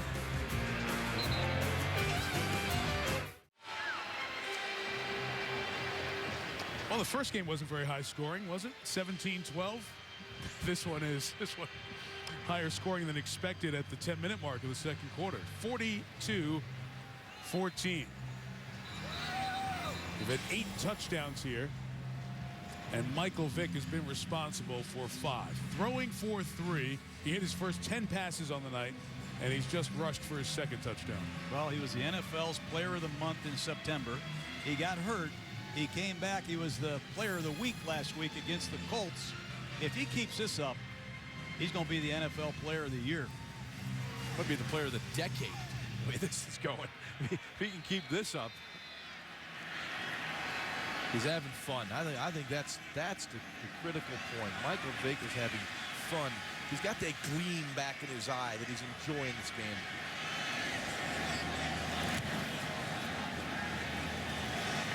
Akers kick's going to send Banks all the way back in the end zone, and Washington will take it over at the 20. Here's how it's looked for Vick tonight. And Michael Vick has just done everything tonight. You know, the deep ball, look at the rotation, right on the hands of Deshaun Jackson. What I love about this play, he looked to throw first. He took the running option as the third option. Once again, you get the isolation routes to the outside, give your receiver a chance. Here the design quarterback draw. Michael Vick on the perimeter. No one is bringing him down. That's what happens when I take guys on the Monday Night Football bus. That's right. Every week, whoever I pick, lights out. Who we have next week? San Diego, Denver. I'll give you a guess. From the 20, McNabb. Pocket collapses. That's incomplete. Stuart Bradley had hands on it and almost intercepted it. One thing Andy Reid does from a philosophy standpoint is he drafts defensive linemen. He loves pass rush. He knows that's the key in winning football games in the fourth quarter. Keep an eye on Trent Cole, number 58. He's going up against a rookie tonight in Trent Williams. They drafted Brandon Graham, number 54, out of Michigan. They've got a lot of guys. They're 7 or 8 deep in Philadelphia, and now's a great time to rush the passer. On 2nd and 10, McNabb in the hands of Chris Cooley. And Patterson almost had a rebound for his second pick, and Cooley is shaken up after that play. So the Redskins are hurting on the scoreboard and physically. Well, Donovan looked outside to Anthony Armstrong. He slipped. He came back inside to Chris Cooley. You'll see him with that inside release. He gets matched against Ernie Sims. That should be a good matchup. And once again, you see another drop ball by the Washington Redskins. Redskins are going to call a timeout here. They were trying to get the personnel straightened out with Cooley. They could not. Jamal Brown, the starting right tackle, was also injured earlier, so Washington trying to get organized. You know, it is strange to see trades within a division in any sport, really, because you're always afraid of that guy coming back to kill you, and you know that that guy knows your system inside out. The McNabb trade, which was announced on Easter Sunday, the Eagles getting a second-round pick, which turned into starting safety Nate Allen, who's out tonight, and a fourth, could be a third pick next year for Donovan McNabb, was so odd because, Jaws, it's 2 hours away. You've done this. The Eagles play Redskins. You take a bus. You come down. These teams know each other so well. It was really odd. You know, I think it surprised a lot of people in Philadelphia. It surprised me. But, you know, when you look at Andy Reid, he doesn't care. He doesn't care what people think. You know, he went and got the best deal that he could for the Philadelphia Eagles. And obviously turned that pick into Nate Allen, who's been a starter as a rookie. But Andy doesn't care what other people think. He's going to do what's best for his football team. He wanted to get the best compensation. You know, Buffalo was talked about it in the deal. Oakland, teams in search of quarterbacks. He wanted to do right by McNabb, a place where Donovan wasn't sent to Siberia in some ways. As he's pressured here, able to get away for a second. Find Williams a yard shy of the first down, and it's going to be fourth down, and Washington will kick the ball away. But I still think you got to go back to Andy Reid when you're talking about Donovan McNabb playing for the Redskins. He met with Donovan. He wanted to do right by Donovan McNabb. Donovan McNabb wanted to play for the Redskins, and Andy Reid wanted compensation, certainly, but he has a lot of respect for Donovan McNabb and what he did for 11 years in Philadelphia. I think that's class, a lot of character and respect on Andy's part. Deshaun Jackson here, John, on the punt return, trying to get to the edge and use that speed. Almost got the corner turn just shy of the 40-yard line. He goes out of bounds. Your point on Andy is very well taken. It speaks a lot why the people who play for Andy really enjoy and love the guy. Well, put yourself in his shoes. He loved Donovan McNabb. They accomplished some great things. Yeah, you think about quarterbacks and head coaches being together in their success. The most is a combo, Marina and Shula, 184 wins, and Bradshaw and Noel, and obviously maximizing that with the 4 rings. Hank Stram and Len Dawson led the championships. Jim Kelly and Marv Levy went to 4 Super Bowls, we know unsuccessfully in the end. And Dan Reeves and John Elway were together for 142 games, as were Andy Reid and Donovan McNabb. 5 NFC championship games made, 1 Super Bowl, losing to the Patriots. So it is truly a historical pairing in terms of length together, quarterback and head coach. And that's some of the deep roots tonight. Downfield to Jason Avant at the 37. First down, gain of 26 effortlessly. This is where Michael Vick has improved his game. In the pocket. He doesn't break down. He doesn't panic. He looks left. He looks right. Again, he's looking for a pass, not a run. If he was in Atlanta, I guarantee you he was bolting from that pocket after he didn't get his #1 receiver. Now he goes 1, 2, 3, finds the open receiver. What a guy this guy's done. Andy Reid of coaching him up, and James Urban, the quarterback coach, who works with Michael Vick in the offseason. 2-minute warning. Philadelphia looking for a 7th touchdown of a record-setting Eagles first half.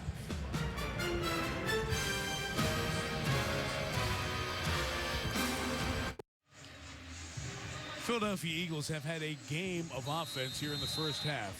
Nearly 420 yards and 42 points.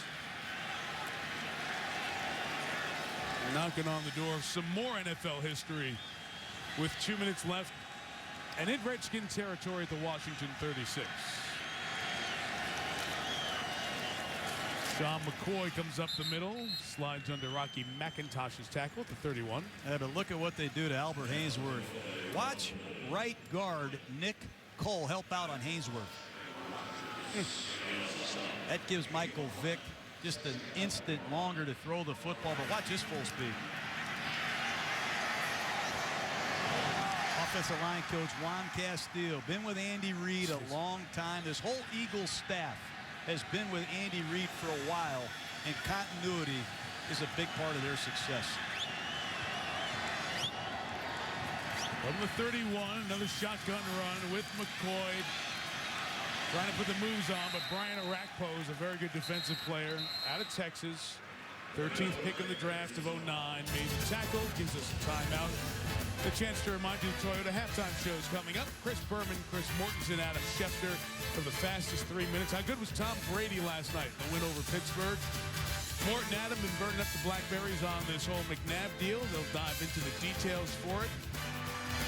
And Miami with a short week playing Chicago on Thursday. We'll update the Chads at quarterback. And credit Tyler Thigpen, who came in and ended up helping Miami get that victory. I like Tyler Thigpen. He's a mobile quarterback with a strong arm. He has some experience playing in Kansas City. I think he'll do an outstanding job. I like this quarterback. Yeah, he's pretty good. You know, I played against this guy when I was in Tampa all those years. Yeah, how did you stop him? He was never playing the overall game like he has right now. Did you stop him?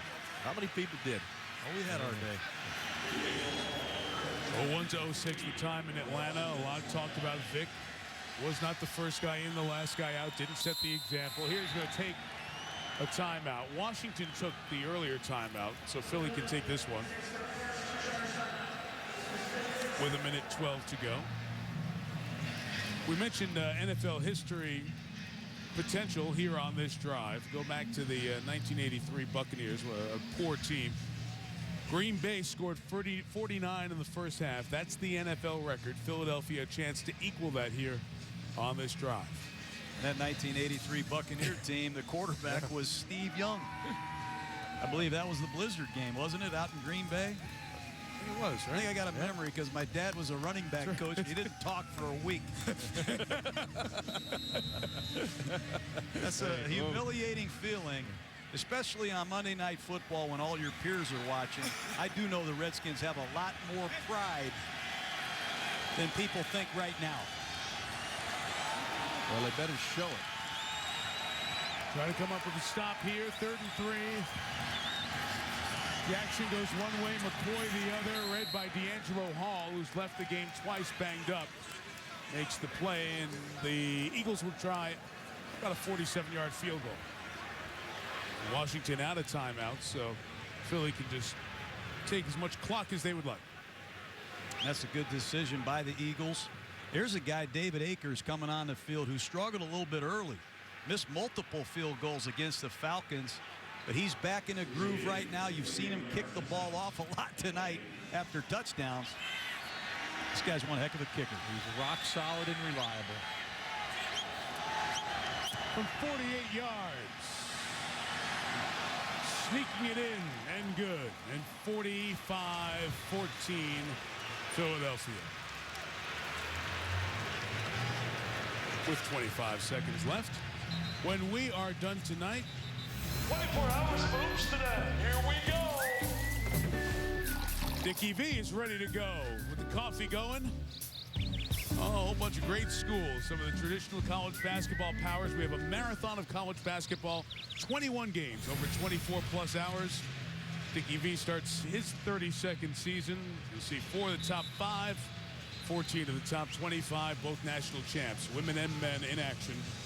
It's on ESPN and the family of networks. 1, 2, U, ESPN3.com, all beginning at midnight Eastern Time. You know, one of the things about Andy Reid coach football teams, Mike, is they are a very good team in the second half of the season.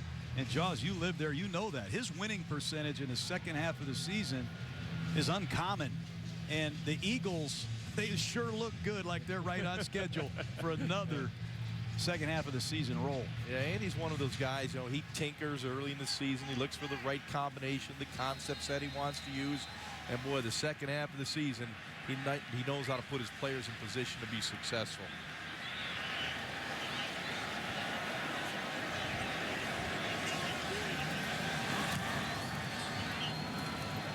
Akers kicking in this rain shower that's been going on for the last hour. Brandon Banks the return. Brings it out shy of 25, 19 seconds, no timeouts for Washington. You know, the only thing lacking in Andy Reid's resume is that Super Bowl championship. You know, he wins 2 out of every 3 games, a very successful coach, but he's never going to really be accepted in Philadelphia until he hoists that Vince Lombardi trophy. And the way they're shaping up right now, this might be the year. Eagles trying to move into a tie for first with the Giants, hosting the Giants next week. You go figure out who the best team in the NFL is right now. Very hard to figure. Screen for Williams, got 2 nice blocks, and Keelan Williams need to find a sideline here, and a good job to get to midfield and the sideline. Gain of 26 with 10 seconds and no timeouts. At least he gives you a chance to reprise what the Jaguars did yesterday. And with no timeouts, this is a situation you cover in training camp every year from a defensive standpoint. You must defend the sideline. There will be no complete passes where the offensive player remains in bounds. Watch the corners at the top of the screen and down here at the bottom. They're going to make sure this ball isn't in play. Nab was looking that way, and they covered exactly that, John. And the sack comes from Trevor Laws to close the half. Redskins get the ball to start the second half. Eagles with a record-setting performance in many ways. Toward the halftime show, here's Chris. All right, Michael, thank you very much. Stay dry. Redskins having the same problem. Welcome, everybody. And Well, Philadelphia Eagles playing like it's video football, aren't they? Offensively, they are fun to watch. If they keep that team together health-wise for the next couple of months, wow. 30 minutes left to count the returns from Washington to see whether the Eagles will pile up the votes like LBJ did once upon a time against Barry Goldwater. I'm going back a few years. Well, each week this season, we try to identify the team that has it. Last week at this time, there were many votes for the Steelers, and after their surprise thumping in New England, support was, well, it was waning for the New England Patriots. But they just found a bag of absentee ballots in Bridgeport, Connecticut, and in Pittsburgh. Once again, a recount. Fastest 3 minutes. Here we go. Tom Brady, great record against the Pittsburgh Steelers. Tough team to have a great record against, but this time he unveiled his rookie tight end, Rob Gronkowski. Not once, not twice, but 3 times to Gronk. Linebackers had to cover. It didn't work for Pittsburgh. And when Big Ben threw, James Sanders was there. When it was all over, 39-26 emphatic win for the Patriots, and Bill Belichick win number 170 lifetime, tying him with the legendary Paul Brown. Congrats. The brothers Ryan, the twins, Rex and Rob, Jets head coach, defensive coordinator Cleveland, former Jet coach, now Eric Mangini, coach of the Browns. Watch Peyton Hillis score for the Browns lead. Mark Sanchez, his own 2 feet. Jets lead in half. Colt McCoy to Mohamed Massaquoi, tied at the end of regulation. One of the plays of this or any other year. Injured groin, but Jericho Cotchery makes the catch from Sanchez. And with just seconds left in overtime, Sanchez, Santonio Holmes, Yo Holmes, touchdown. Jets win to the chagrin of Rob Ryan, to the grin of Rex Ryan, 26-20. A fresh start. How about them Cowboys? Jason Garrett from Princeton. John Kitna, Dez Bryant. He's played hard all year. Cowboys lead at the Giants. Brian McCann, not the catcher for the Braves, but he's gone. Longest pick for a touchdown in Cowboy history, 101 yards. Lights went out on the Giants. Lights went on for Garrett and the Cowboys. For Brett Favre and the Vikings in Chicago. Jay Cutler, firing. Devin Hester, sprinting. Touchdown Bears. Cutler, Kellen Davis, touchdown. Bears by 14. Favre, picked by Lance Briggs, 4 turnovers. Coach Childress, Brett Favre, not happy Vikes, 3-6. Randy Moss, he was hardly a hero. Took him 55 minutes to catch 1 ball. But the third quarterback for Miami, Tyler Thigpen, touchdown. Dolphins beat the Titans. Hero, he was the 3rd string quarterback to begin the year. Troy Smith, San Francisco. At 3-6, they're contenders. Michael Crabtree, they beat the Rams in OT. And then the Hail Mary. David Garrard fires. Knock it, doink, to Mike Thomas. The Jags win on a 50-yard Hail Mary, bringing memories of the Hail Mary. Staubach, Drew Pearson, playoffs, Cowboys 75 against the Vikes. Or, remember this one? White Shoes Johnson. At the 6 gets the doink on the Bartkowski pass for Atlanta. They beat the Niners at the gun. He goes, and that was fun. Circle the wagons at last. Ryan Fitzpatrick from Harvard shoveled to Fred Jackson. Had 2 touchdowns. But when you're trying to win for the first time, you hold your breath. 2-point conversion Lions. No good. Incomplete Sean Hill. The Bills, Chan Gailey celebrate like salad days in the 90s. Like salad days in the 60s when the Bills were the champs. And it's about time that we had a happy week in Western New York, isn't it? Way to get off the schneid, Buffalo. And, of course, we had to show you the late Jack Kemp at the end of our fastest 3 minutes, a Buffalo Bill who passed many a bill where this game is being played tonight in Washington. Coming up, news from around the NFL, including Donovan McNabb's big payday. Mort and Adam will have the latest in 30 seconds. We're right back. This halftime show is presented by Toyota.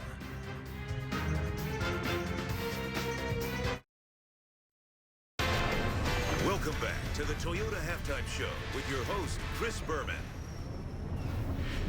Welcome back, everybody. 45-14. Philadelphia over Washington at the half. Well, never a dull moment on Mondays following a slate of football 24 hours earlier. But Mort, Adam, Chris Mortensen, Adam Schefter.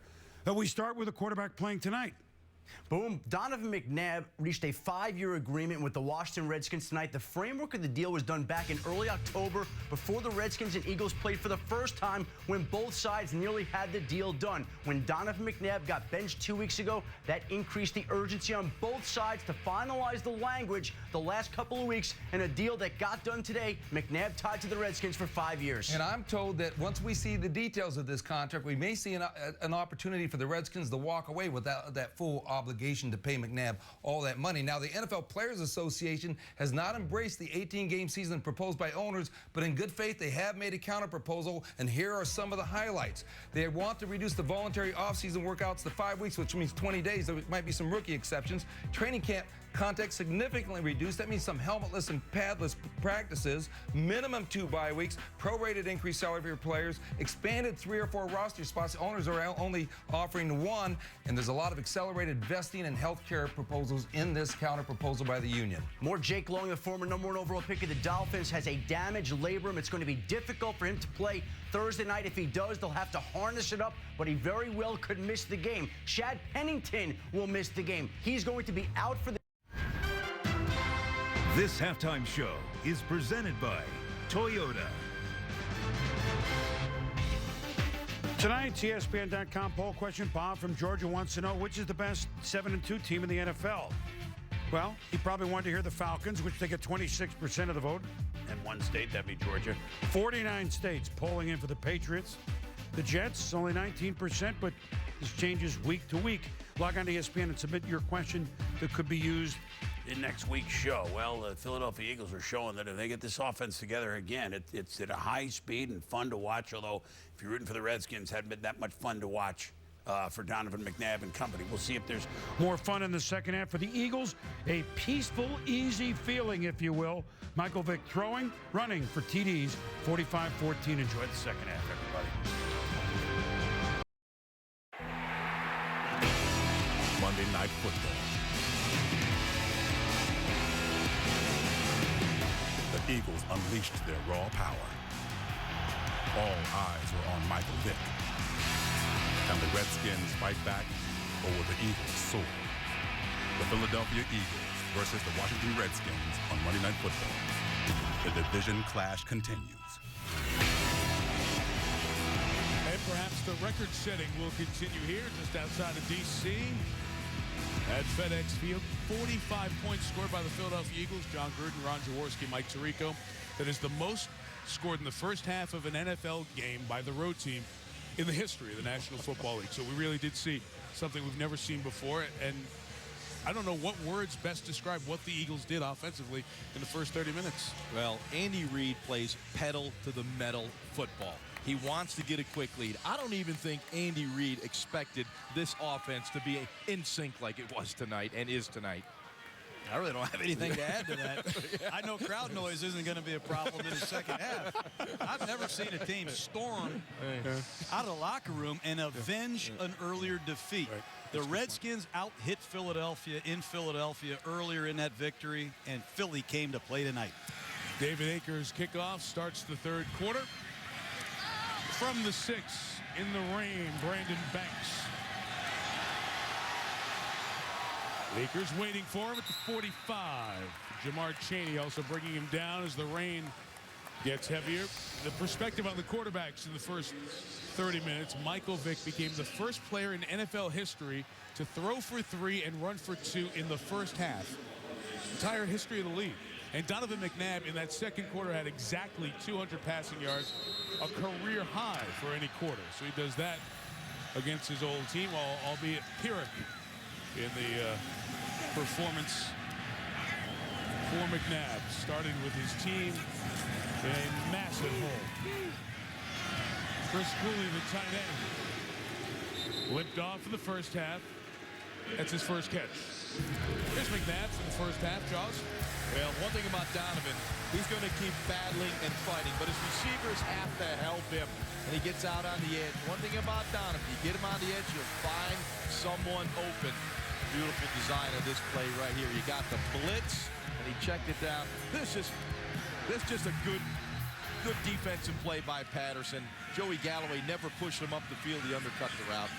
Dimitri Patterson with the interception. McNabb intercepted twice in that first half. Now lofting it sideline for the fullback, Sellers, on Moses Foku out of the backfield. A spectacular throw by McNabb. He had the one-on-one, his fullback running up the sideline on Foku.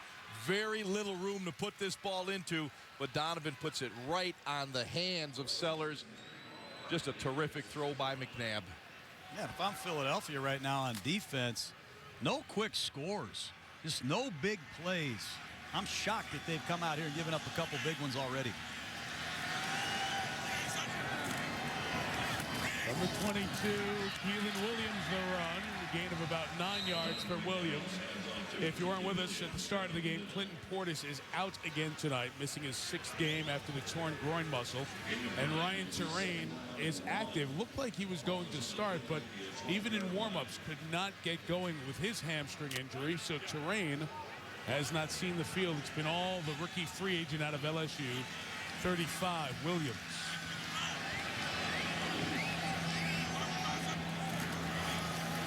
Got it again.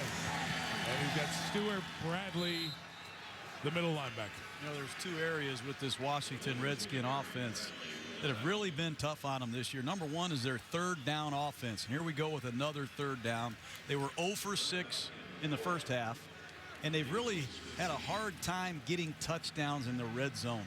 And those 2 areas have stymied Kyle Shanahan and his Redskin attack all season long.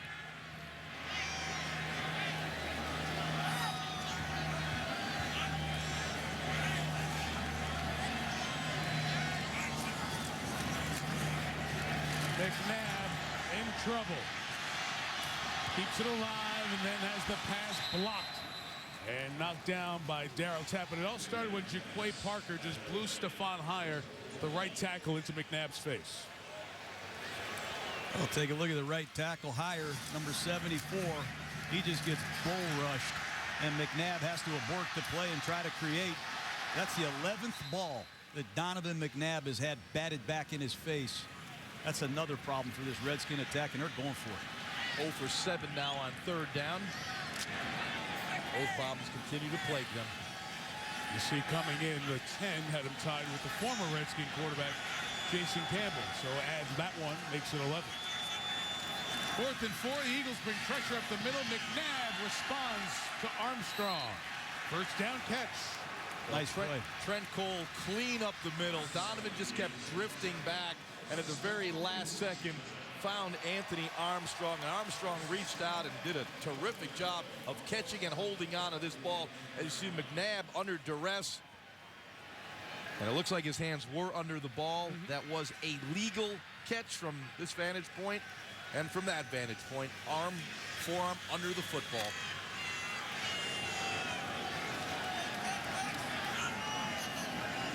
Eagles do dial up the pressure, though.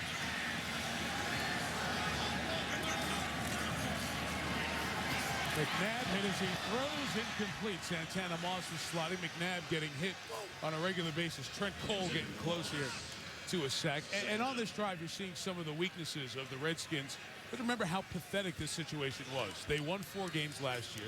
This is not a very talent-rich team, to be very candid. You have guys like Santana Moss who are playing still at a good level. But you look at Armstrong out of the Arena League. He's a 27-year-old first-year player who works in here in the league. You're down to a rookie free agent at running back in Keelan Williams. You're not talking talent like Jackson and McCoy and Macklin, all the guys on the other side for Philly. So this is step 1 of a process in Washington. McNabb got rid of it. There, the Ernie Sims tackle of the intended receiver, Keelan Williams. Well, it's a screen play. Ernie Sims read it, tackled the screening back.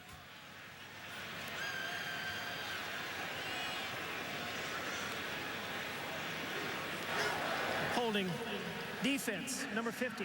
It's a 5-yard penalty, automatic first down. Well, this is an area of the field, Mike, where your tight ends become critical. You know, you got guys like Davis and Cooley. You've got to find a way to get them open. Design some plays to attack the defense. Take a look at Ernie Sims, the weak side linebacker. He's going to see the screen, and he's going to tackle the back. That's one way to stop a screen. That's right. he's trying to block you, you can't hit him and knock him, but you can't hold him like that. Bust the call, an automatic first down. Williams left, Sellers a block. Williams, touchdown. Well, there's that stretch play, and that's all Washington, the Redskins can do, is start the second half with a touchdown possession. Stretch play off the left side. Nice job by Sellers. And a good finish by Williams. And in that first matchup, that was the play that was very effective in Philadelphia. And the Redskins got out to a 14-0 lead based on that outside stretch play. But they just been out of this game where they can't just stay and try to sustain their offense with the running game.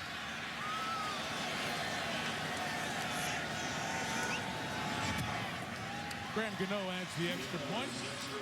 Down 24. The Redskins do what they needed to do, as you said on the opening drive. Go down the field and score.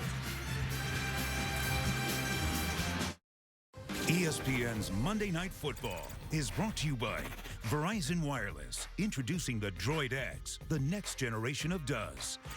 And Triple Hops Brewed Miller Lite. Taste greatness. Beautiful dome, Capitol Hill, Washington, D.C. It was a beautiful weekend until it's about lunchtime today. Got gray and cloudy, and it's been raining all evening. Donovan McNabb, offensive coordinator Kyle Shanahan, 8 plays down the field. It's 21 on the board for Washington.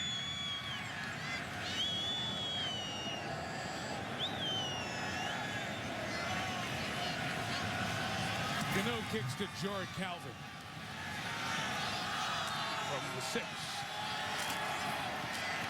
Fumble the football. And it bounced right back to him. It was that close to getting a bit more interesting. Mike Sellers, the fullback, who had a big pass catch down the left sideline earlier, able to knock it out, and almost a desperately needed turnover for Washington.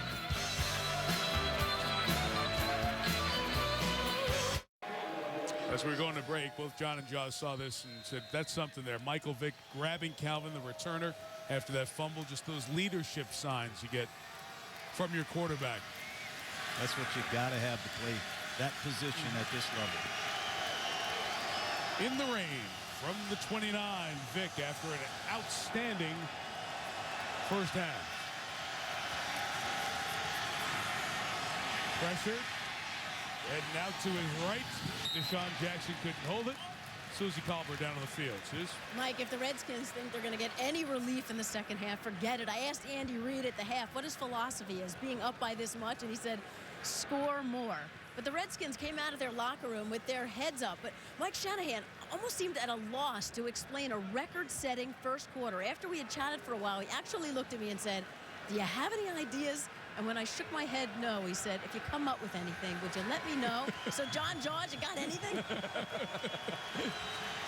They have nothing. Second down and 10. You saw Deshaun Jackson after that play get shaken up. He's out as Vick throws complete to Avant inbounds. Through the catch by the official at the 49. Redskins say he was juggling. Here's the end of the play. Washington's already challenged once unsuccessfully. That is a catch. How about the throw? I mean, you throw a 20-yard bench route in a driving rainstorm. What else you want to see Vick do tonight, Ron? Well, what he's done is stay in the pocket beautifully and let that play develop down the field. What's scary for teams on the Eagles' schedule right now, we all know how Michael Vick can run. But, man, the way he's playing the quarterback position, just remarkable. Mike's going to challenge this one, challenge that it was a catch. This will be his last challenge, no matter the result, since they lost the first one. I don't know if he ever had control, if he ever had possession of that ball, because it went from his hands, slid on down there. Washington is challenging the ruling of the field of a completed catch. So we'll see if it's an Avant catch or not. 4 minutes into the third quarter. Yes or no, Jason Avant, did he make the catch? They are looking at it in replay, and we talk about these plays all the time. Watch this in real speed. Go ahead, call it quick. Does he have it? Did he have possession? Did he have control? Was he inbounds? Did his backside come down on the white before he had full possession of the ball and control as Landry was driving him? Did you see it all in the rain? We get really picky on these. How do the officials get these right or wrong? It is really hard to make those calls, and more often than not, they're right. And as we look at these things in super slow-mo with our Mac Zoom camera that we have on Monday nights, we lose appreciation for how good the officials are on these calls. John. Sure do. No matter what, this is the last challenge here for the Redskins because that first one was unsuccessful. So some of you who wonder how you use these challenges would say you don't challenge this play because if you're trying to get back in the game, what if there's a turnover in the third or fourth quarter? You don't have the ability to challenge it. No, the Redskins need the ball right now. Exactly. So I agree with Mike Shanahan challenging it. It was right in front of him. But I don't know how you overturn this. It'd be 3rd and 10 if this is ruled incomplete. Here's Cleat Blackman. After review, the ruling on the field is confirmed. The player did control the ball, and his elbow came down in bounds. Washington will be charged with a timeout. They are out of challenges for the rest of the game. Just look at the Philadelphia Eagles huddle on offense. The personnel keeps coming and going. 3 wides, 2 wides, 4 wides, multiple running backs, Harrison, McCoy. They're all over the place, and everything they call works. Tonight, anyway. Deshaun Jackson went down holding his hip 2 plays ago. He's back near midfield. Vic. Down the middle again. That ball is dislodged and ruled incomplete. LaRon Landry comes up with a big stick. Good to see Brent Selleck get up. Well, take a look at it. It's a seam route to Selleck. He bends across the middle. Michael's a little bit late, and that's a nice break on the ball by LaRon Landry. Got to make this catch, though. There's going to be contact. You know those safeties are converging. That's a catch that Selleck normally makes. But give some credit. LaRon Landry did knock it out.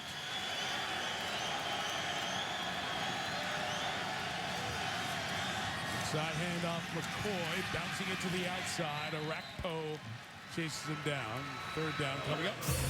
John was talking about what a great coach Andy Reid is of quarterbacks. What I love is the fact that Michael Vick is now playing quarterback and going this progression. Number 1, not there. Number 2, not there. Then he takes the running option for the touchdown. Once again, good balance, good vision. Number 1, not there. Look at number 2. He's covered as well. Now he finds number 3. This is the evolution of a quarterback that now understands coverage and stays with his reading progression and runs when it's the last option. 3rd and 5. 3-man rush. Vick. Perfect. Macklin. First down. Oh, it's a no-back set, guys. And they're rushing 3, and they're using LaRon Landry to spy on Michael Vick. Take a look at Landry and just watch him study Michael Vick in the pocket. He's not going to take his eyes off number 7, and if Vick takes off running, Landry's going with him. But Michael Vick against this 3-man rush all day to throw the football, and once again, he's right on the money with his accuracy. Now, this is like that 7-on-7 drill when there's no offensive or defensive lineman on the field of practice. Pitch and catch. 300-yard passing day night for Michael Vick. Fitz Landry brings him down hard after a gain of a couple of yards. Michael Vick, somebody went the wrong way. It might have been Michael Vick. It did look like the backs go to the left and Michael came out to the right. Well, take a look at Landry. He's going to be unblocked. Coming down here on the strong side of the formation. Vick went the wrong way, and Landry makes him pay. But this Michael Vick, I've seen quarterbacks that can scramble and throw the ball away. I've seen quarterbacks that can scramble for first downs. When this guy scrambles, you hold your breath because he can score touchdowns. He's electrifying. Timeout taken by the Eagles as the play clock was running down. Vick has his first 300-yard passing game since he did against the Bucs in 05. Remember that, John? You're killing me, man. Yeah. Our aerial coverage tonight of the Redskins and the Eagles is brought to you by DirecTV. Rainy night and the blowout 28-0 first quarter has sent many of the patrons home. Hats off to those who are still here and still making noise too, you know. They're into their Redskins.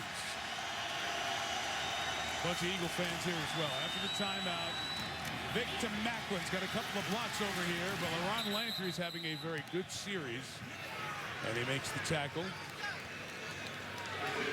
And Andre Carter forcing third down. So we mentioned Michael Vick, over 300 passing yards. He's the 13th different quarterback to have 300 yards passing this week. That's the most in a single week in the history of the NFL. And remember, we had teams on a bye this week, 4 of them. It's a passing league. It is a if you don't have a quarterback and receivers, you know, you can forget about all them 3 yards in the cloud of dust, man. You got to be explosive. And McNabb's sitting at 247, so we may add one more to that list. Empty the backfield as Riley Cooper's a receiver. Redskins showing people offside on their way, and the flag's thrown.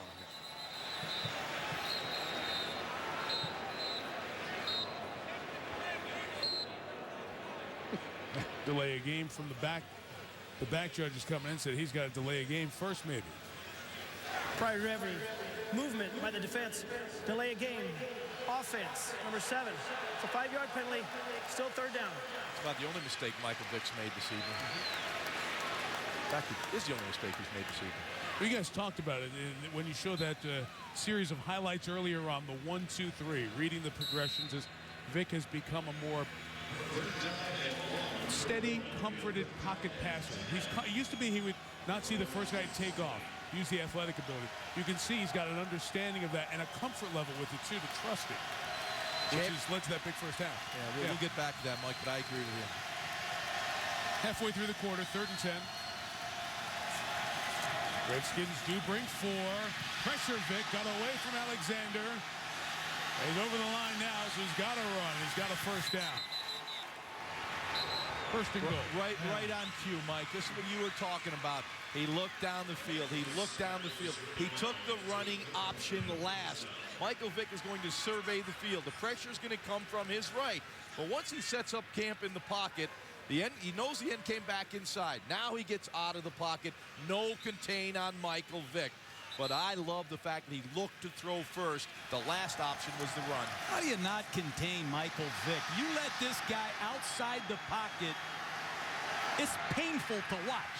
John, you had Alexander there. He couldn't tackle him. He's too quick. He's a better athlete.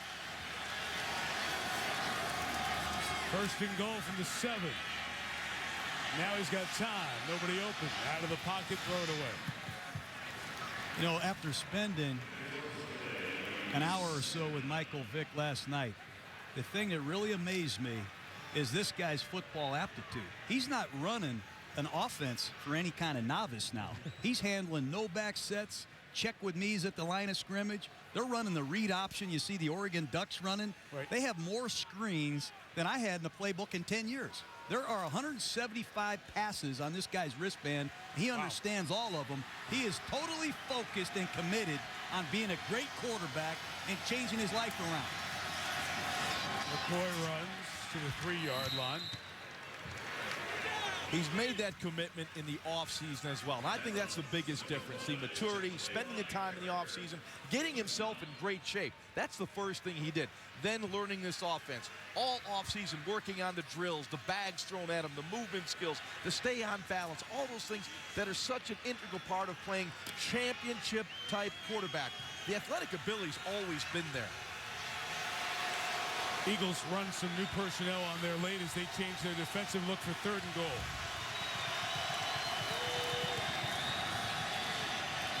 Vick keeping the play alive. Gonna find someone in the back. Touchdown Avance. Wow. Touchdown pass 4. Somebody get me his autograph. This guy is on fire. Not even a driving rainstorm can cool this guy off. What poise back there. He senses the rush. There is none. He looks left. He pumps it. He looks right. He pumps it. He scrambles to his right. His eyes remain downfield the entire time. Michael Vick has thrown 13 passes in the previous 3 seasons, Jaws. incredible performance tonight. You saw Vont's heel come down, but it doesn't matter. They're out of challenges. Can't challenge it anyway. Akers adds his 7th extra point. Extraordinary night for the Eagles, orchestrated by number 7.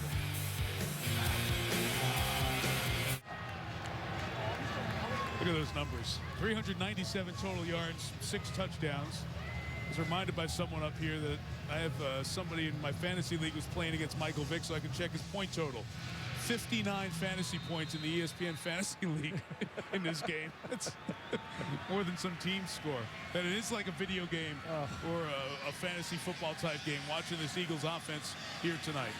52 points, and we still have 20 minutes to go.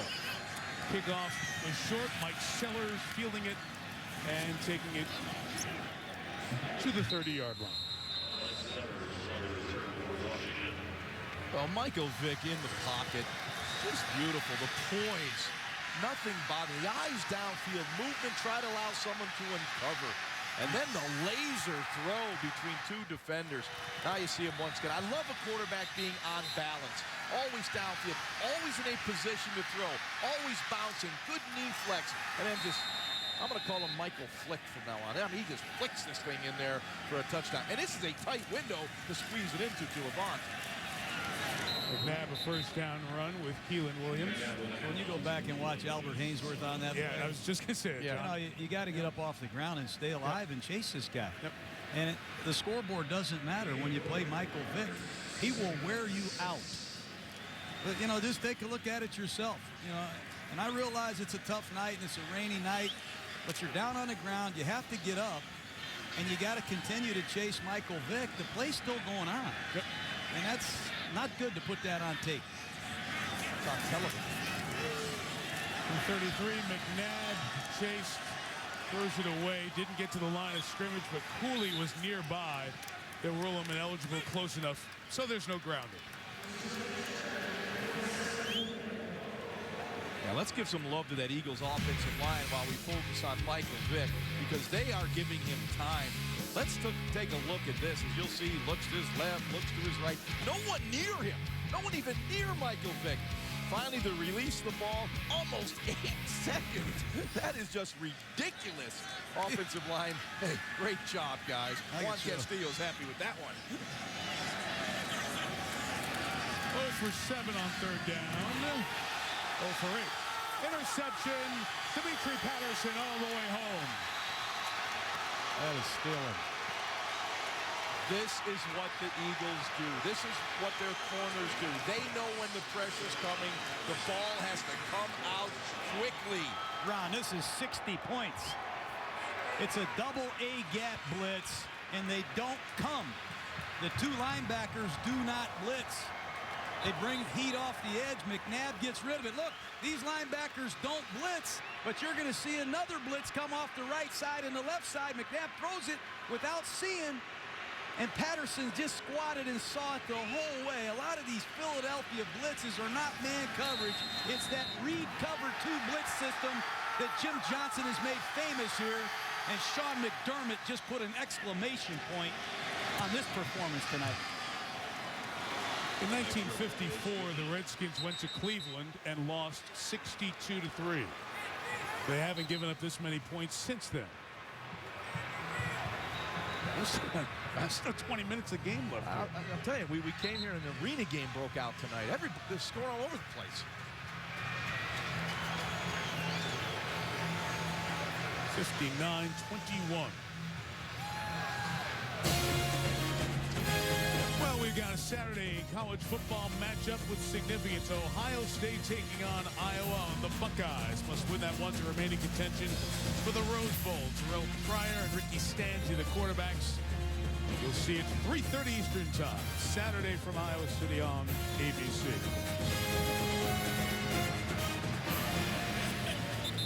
The 59 points, guys, as mentioned before, this is Monday Night Football game 637, over 41 seasons now. The most points one team has ever scored on a Monday night. The Colts had a 55-point game. That was the Halloween game, 1988 against the Denver Broncos. This has been Halloween for the Redskins tonight. I'll tell you, that kid right there, Dimitri Patterson, I mentioned it earlier. He came in last week in his first start. Reggie Wayne, Peyton Manning, all those weapons of the Colts, and he played one heck of a football game. You know, he's a 5-year vet, been around, got a good hip turn, can drive the ball, tackles well in the open field. Well, you put him in, the guy we haven't even talked about, Asante Samuel, a whole lot, who's like an interception machine. Those two corners now, well, they can make some thefts out there. We have a lot of kickoff coverage to review, and the Eagles look back at the tape of this one. Akers all the way through, and it is a touchback. Mike Shanahan came here to kind of clean up what was a mess after the couple of years of Jim Zorn. 5 years, $35 million. Mike was given the title of head coach and executive vice president. Man has won a couple of Super Bowls. Was the offensive coordinator for one of the great offenses before the Elway Broncos. Those San Francisco 49er teams with Steve Young culminated in a Super Bowl. Mike, a real great play caller. And the Denver thing ended very quickly and very suddenly. Year out of coaching and comes here. And at 4-3, it looked like a foundation was being laid. McNabb to Cooley. First down at the 31 for Chris. You know, guys, and then you get to the fourth quarter of that game against the Lions, and they make mistakes. McNabb gets pulled. Grossman comes in, and Ndamukong Suh takes the fumble of the sack for a touchdown. They're 4-4 going to buy all the stuff about benching McNabb. And all of a sudden, this Redskins getting back to something acceptable changed. And after tonight, Redskin fans are going to be wondering what now. Cooley, the catch for 36. Mike, remember, they won 4 games last year and lost 12. You know, they've still got a ways to go to be a playoff competitive football team. They have some components in place, but they still have a long way to go. Mike Shanahan knows how to build a football team. Bruce Allen knows how to build a football team. It's going to take time, and it's going to take some patience. Mentioned Bruce Allen. He's general manager of this team. Son of the Hall of Famer George Allen. He worked with you, John, and Oakland and Tampa Bay building those teams. As McNabb's pass is incomplete. You start looking at this roster. You remember back to George Allen's days, the over-the-hill gang. The Redskins had a lot of veteran players, older players.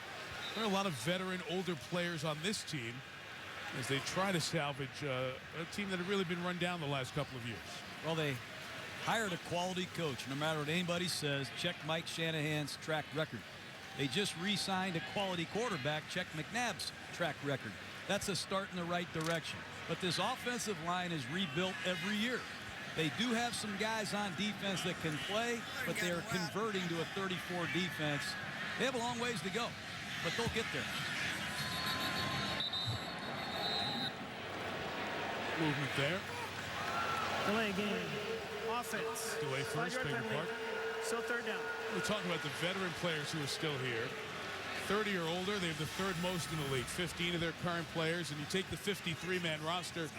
15 were first-round draft picks, several in other places brought in here. You know, the Jets have more first-round picks on their roster. And this is a haven for free agents. You know, they brought in a lot of blue-chip, high-profile free agents. They just have to hope that Donovan McNabb can make it happen here. Remember, Bruce Smith, Deion Sanders, Jeff George, a litany of high-profile free agents have come here. They need McNabb to take off here. Penalty made it 3rd and 10. McNabb is thrown to the ground by Jaquay Parker. His 5th sack. And that makes it 5 sacks in each of the last 5 seasons for the 10th-year man out of Oklahoma State. And once again, the Redskins have yet to convert a 3rd down to a 1st down. Toomey 3rd in long situations. McNabb has no chance on this play as Parker comes right up the middle. Easy sack on Donovan McNabb. I might get Donovan out of here at this point in time. Hunter Smith kicking. Deshaun Jackson is back there. They'll let it go. Penalty marker down. Back at the line of scrimmage as it's touchdown over at the 30.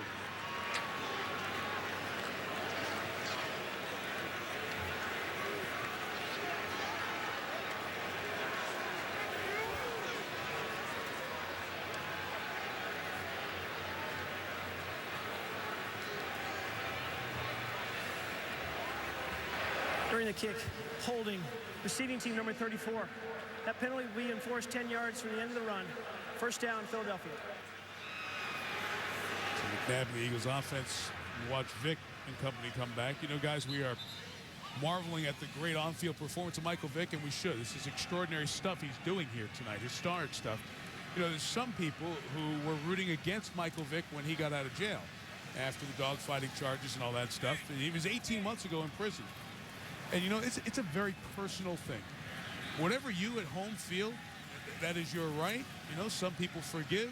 Some people want to see a second chance. So, you watch this, and you understand people are watching it, and they're not pulling for Michael Vick. But just watching what the individual has done, coming back from being out of football and in a jail 18 months ago, back into society, into this league, and performing at a record-setting performance here tonight is certainly of note, something to watch. As Jerome Harrison, 26 yards to the 46-yard line. Eagles over 500 yards here tonight. And I'm talking about Vic and the record-setting performance. Here it is, guys. History of the NFL again. One game, nobody's thrown for 300 or more, run for 50 or more, had 4 or more touchdown passes, 2 or more touchdown runs. And this is all in 3 quarters. And I tried to tell both of you guys. He was in the bus. Starship 7. That's his nickname. This is a guy that we all know what he's been through. But where he is now is a totally different place than Michael Vick has ever been before. At the middle run for LaShawn McCoy. You're right, Mike. There's a lot of people that'll never forgive Michael Vick. What he did, what he was accused of doing was horrible. But I really compliment Andy Reid for helping Michael Vick up. Andy's had personal tragedy with his son and his family, and he's helping not only his own kid, but he's helping Michael Vick come back. And boy, have they come back. And it really chokes me up. I love to see guys get up, brush themselves off, and become great. And if Michael Vick can do this, man, we can do a lot ourselves, Jaws.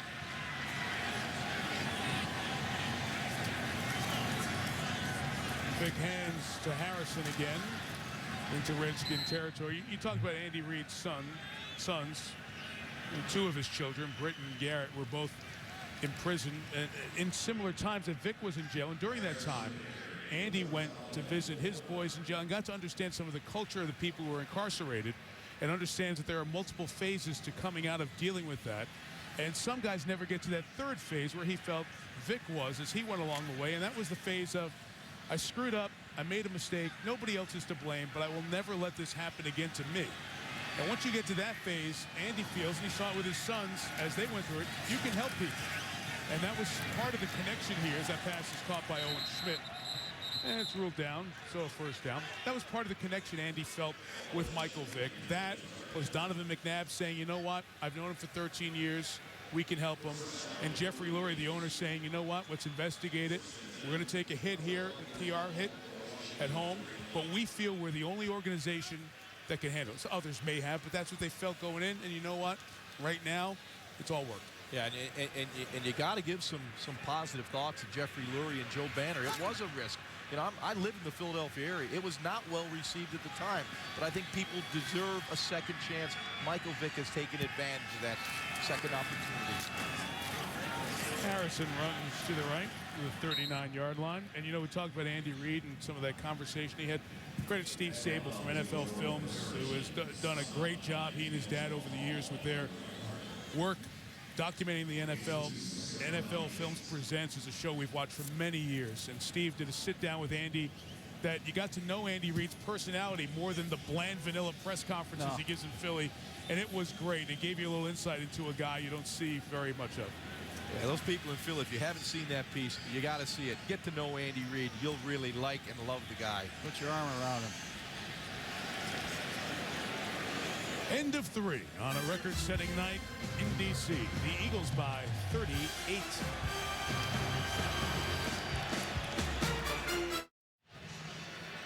And off we go to the 4th quarter. Mike Tirico, John Gruden, Ron Jaworski, Susie Culver, our Monday Night Football crew.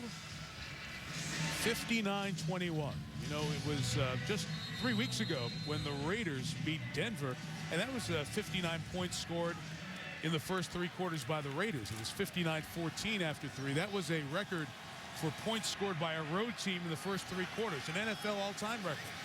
And 3 weeks later, the Eagles have equaled that, 59 here tonight. Vic handing to Jerome Harrison. He's going to lose 2 yards. You know, this Eagle running game, they're in the top 5 in pro football. And I go back to that guy right there. They have over 500 yards of offense rushing this year from a non-running back. Vic has about 350 himself. Kevin Cobb has 50.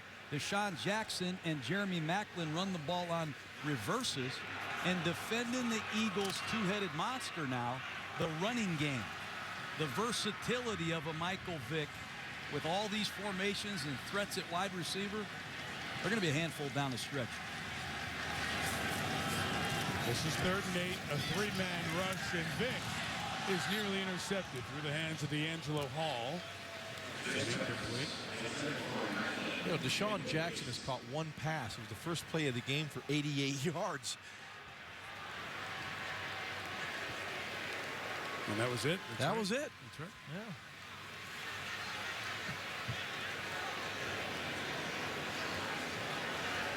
Would you like to see a little more production tonight? You know, I mean, what are you complaining about it or what? Maybe I'm thinking the Redskins have done a good job of taking him away. Yeah, it's great. Yeah, play. sure. Yeah. Terrific. Yeah. Former Australian rules football player, Sav Rocca, the 36-year-old. Thanks, will fair catch it. Brandon's got it 16. Minute into the 4th quarter. The college hoops marathon start pretty soon.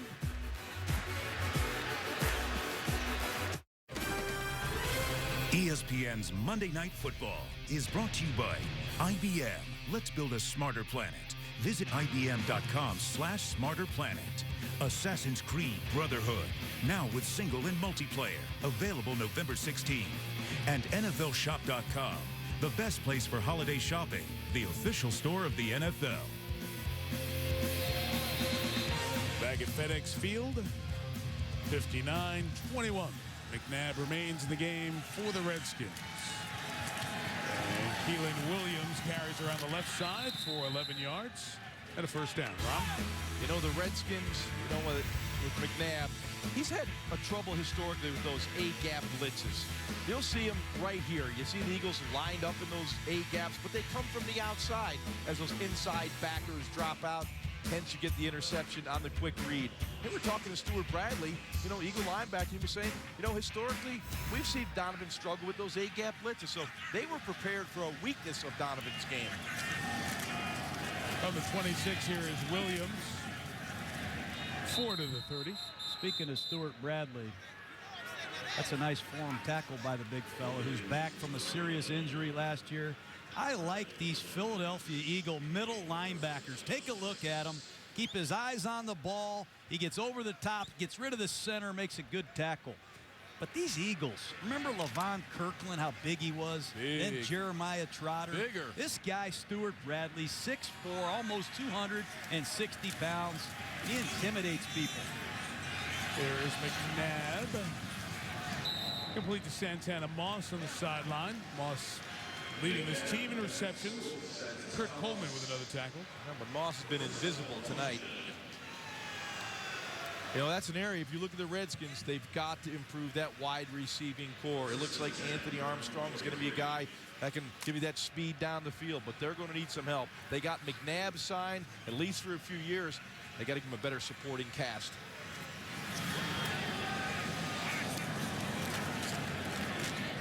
McNabb throws it complete to Roydell Williams, just the 3rd catch this year for the guy out of Tulane in his 4th year.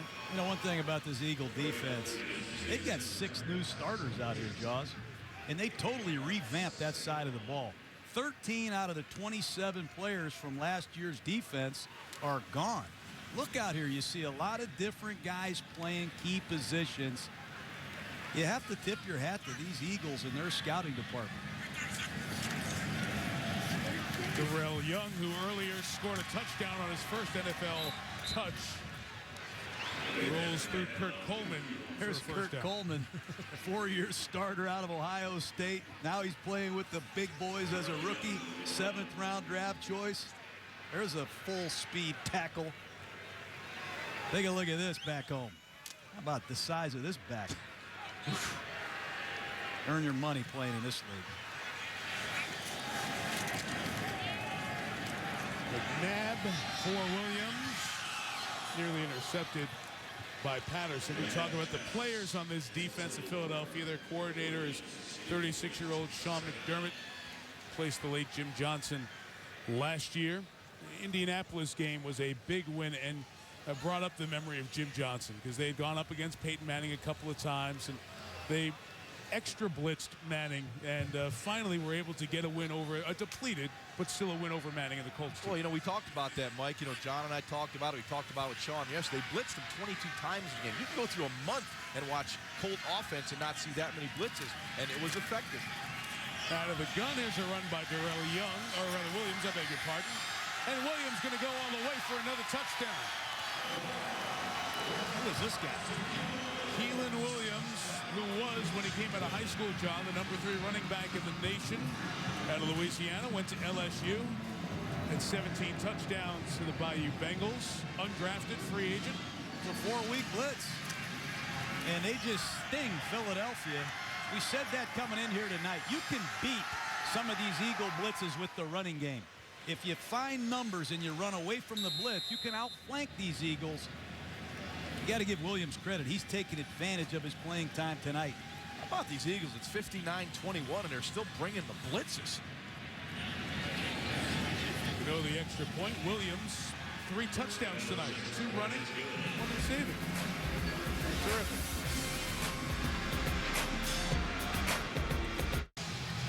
Well, here are the numbers these guys have put up tonight. Michael Vick, who I believe his night is done. Think we're going to get Kevin Cobb here. 403 total yards, 6 touchdowns. McNabb approaching 300 yards and 2 touchdowns, 3 interceptions here on the night. And it looks like Washington's going to onside kick down 31. Wow. Yes, they are.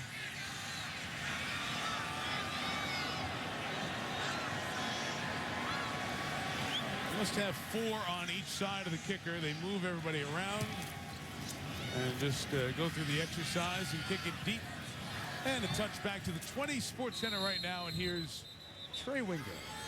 All right, Michael, thank you. Some baseball news for you. Giants catcher Buster Posey won the NL Rookie of the Year award, helping lead the Giants to their first championship since 1954 and their first as the San Francisco Giants. Rangers closer Neftali Feliz won the AL award for setting a rookie record with 40 saves. And don't forget, College Hoops Tip-Off Marathon comes after the game is over, or the Score Fest. Reggie Johnson in Miami taking on Memphis. That comes up next whenever the scoreboard gives out where you guys are. Shortly. Vic will stay out for another drive here. Jerome Harrison is the back. And Vic completes it to Deshaun Jackson, who fumbled the football. And Owen Schmidt hustles to it and gets it. You know, Mike, to become a great quarterback in this league, you got to work on your game. And Michael Vick's been working on his game. Let's go back to Virginia Tech, and you'll see this hop in the box. This is a young quarterback with great talent, but doesn't understand the mechanics of playing the position. Now, look how upright he is. There's no flex in his knee. He's just up on his toes. Look at him now. Look at how his back feet plant. A nice little setup. Now he gets his feet under him. You see the knee flex. You see the vision downfield.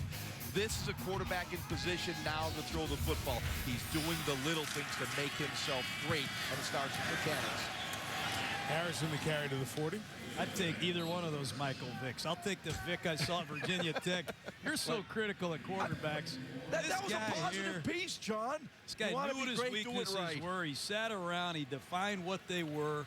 Fundamentals, I agree with you, in the pocket. Thank you. But this guy here runs 4.29 coming out of Virginia Tech. He's in an offense now that accentuates the pass. This is a totally different scheme than he ran at Virginia Tech. Totally different than the Falcons scheme. He's bought in, and it's paid off. There are still mechanics that you have to execute properly, be consistent week in and week out. Thank you. 2nd and 4 here is Harrison, runs for 3. I was curious, on first down, they were throwing the ball. It was a 31-point game. Run the ball, let the clock move, and let's all go home. Well, Ron wanted Deshaun Jackson to get another catch. Oh, is that it? What do you think? I'm calling the plays? Maybe I'd like to with all these weapons. You know, I've been in these situations, though, guys, where you say, why is Vic still in the game? Right. Yeah. You know, I tried to pull Rich Gannon out of some games. He said, you take me out of this game, I'll kill you. This is the most enjoyable time there is for a quarterback, and you know this, Ron, to be out there in the huddle with your teammates after a long week of practice and a very solid victory. You relish these times. I don't know. I've never been ahead by 31 in 17 years. You know what I'm saying. 3rd and a yard. This is Eldra Buckley getting a run. He gets the first down. Remember, when we visited with Peyton Manning in Indianapolis, Peyton missed one significant snap over his time. It ended up being a fumble. Mark Rippon was the backup quarterback. Came in, Rippon fumbled the football. Peyton said, that's it. I'm not coming out of a game again. So it is like begging to try to get the backup in with Indy as you watch Kevin Cobb, who was the starter, lost the job after he got hurt in the opener against Green Bay, filled in for Vic, did so admirably. You saw his numbers there. But, you know, I give Andy Reid credit for this season, guys.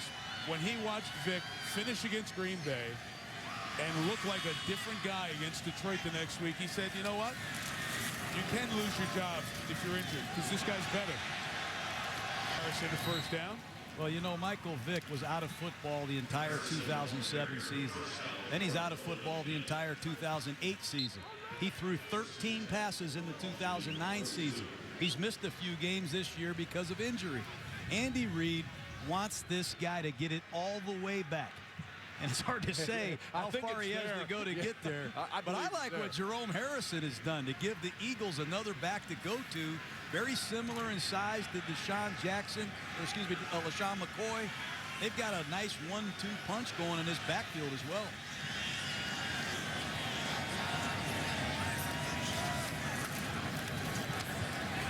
And there goes Harrison to the 36-yard line. There's a lot of tools in this toolbox for the Philadelphia Eagles, but the one thing that is consistent is their overall speed at the skill positions. This is the fastest team in the National Football League. They strike fear into the hearts of the secondary. Right now, they're just coming off, and they are pounding the Washington Redskins. They're closing in on 600 yards, Mike. I'm here, too. Jaws. That's 2 games for me.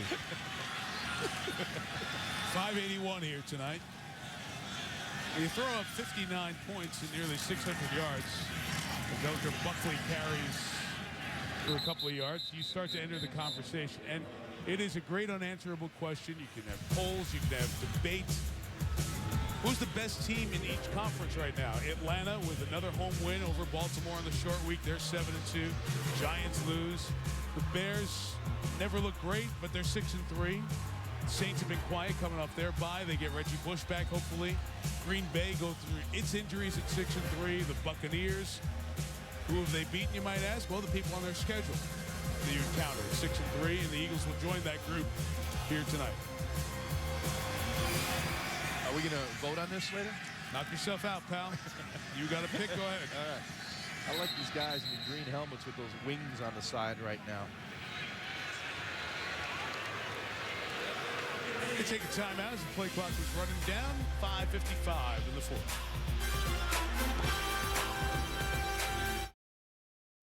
Phillip Rivers leads one of the league's top offenses against division rival Denver in a critical AFC West contest. The Broncos against the Chargers on ESPN's Monday Night Football. Until the Eagles got their wild start to this game, nobody had a more eye-opening offensive performance than the Broncos here in Week 10. The 49-29 win over the Chiefs. Kyle Orton throwing for nearly 300. And a rushing and passing touchdown from Tim Tebow. So we'll see another lefty next Monday night. And that list of all-time great lefty quarterbacks is not very long. Not many in the history of the league. Jerome Harrison goes to the left and loses a couple of yards. Talk about Tim Tebow, and the package continues to expand for Josh McDaniels. First-round pick. How about this, Jaws? Tim Tebow. I'm watching, John. He gets in the huddle. He starts to run. He is running. Touchdown, Broncos. Now he starts to run, and he throws it. Josh McDaniels. You like Tim Tebow?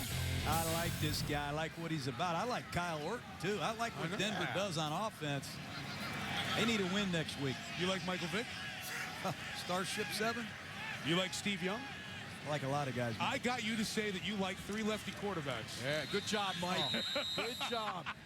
Hey, how come there's no left-handed shortstops? How come there's no left-handed catchers? Well, you can't name 10 left-handed quarterbacks. Jaws. Philly took a timeout there. I bring that up, John. There's a little bit of a step. John likes to talk about it. It's very hard for lefty quarterback. You don't see a lot of lefty quarterbacks. Well, Michael Vick in the history of the league is number 7 on the list of all-time left-handed quarterbacks. And NFL Network did a show that NFL Films produced on the top 10 lefty quarterbacks of all time. We were wondering who else they were going to get because the list is so thin, so small. And there you have the all-time leaders, Boomer, and 3 of them are in the house tonight. Boomer Esiason doing the national radio. Steve Young, of course, with us. And there was Steve and Michael Vick talking before the game. Steve has often been brought in to talk to Michael about being a lefty and a scrambler. 3 of them here tonight. You know, we saw Michael Vick there, and he was speaking with Marty Morningwig. Kind of a guy that loves working with Michael Vick and designing this offense, installing and calling, and boy, there he is right there. And Marty's done a heck of a job with this offense. He's got that play sheet stuffed in his pocket there, and like I said, they may be sending that play calling sheet to Canton after this one. This is what an amazing job that coaching staff did tonight for the Eagles. How would you like to install plays with Michael Vick? I'd love to. After a couple of flags there, 1 for delay of game, Banks fair catches it with 4.5 to go. 59-28, Philadelphia.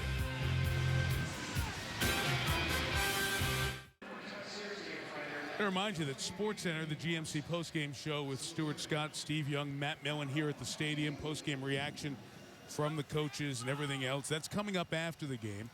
Time permitting, it'll start here on ESPN. At midnight or so, it'll migrate over to ESPN2 as we get our college hoops marathon started. Look at this guy on the left. Which is the real Andy Reid? Well, notice one thing there. The guy on the left has a pizza menu. That's a food menu. He's got like a gourmet pizza, $9.95 for the 10-inch. How about that guy, huh? Here's McNabb. I'm losing it, man. Complete to Santana Moss for the first down at the 23-yard line. Funny stuff. Not for the Redskins here tonight. Yeah, unfortunately for them. Not for the Redskins. Donovan McNabb will go 1-1 against his old team. It was a very sweet moment for McNabb to beat Philadelphia that first time around in Philly. And it's been talked about very often, the career of McNabb in Philly. The 5 championship games, the 1 Super Bowl. Williams going to lose yardage here. If you think about it, guys, remember that draft where he was booed when the Eagle fans didn't want McNabb?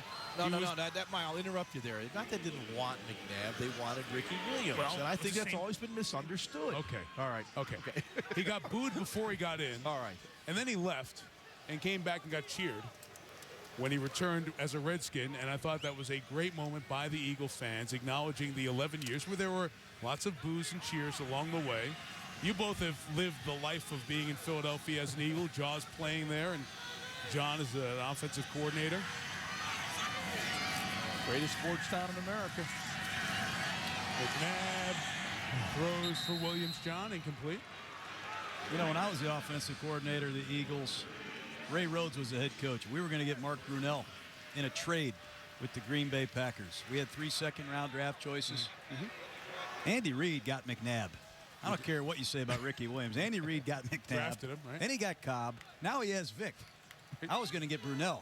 Who'd you but get? At the end of the day, we didn't get the trade done. He went to Jacksonville, and they drafted me Dave Barr.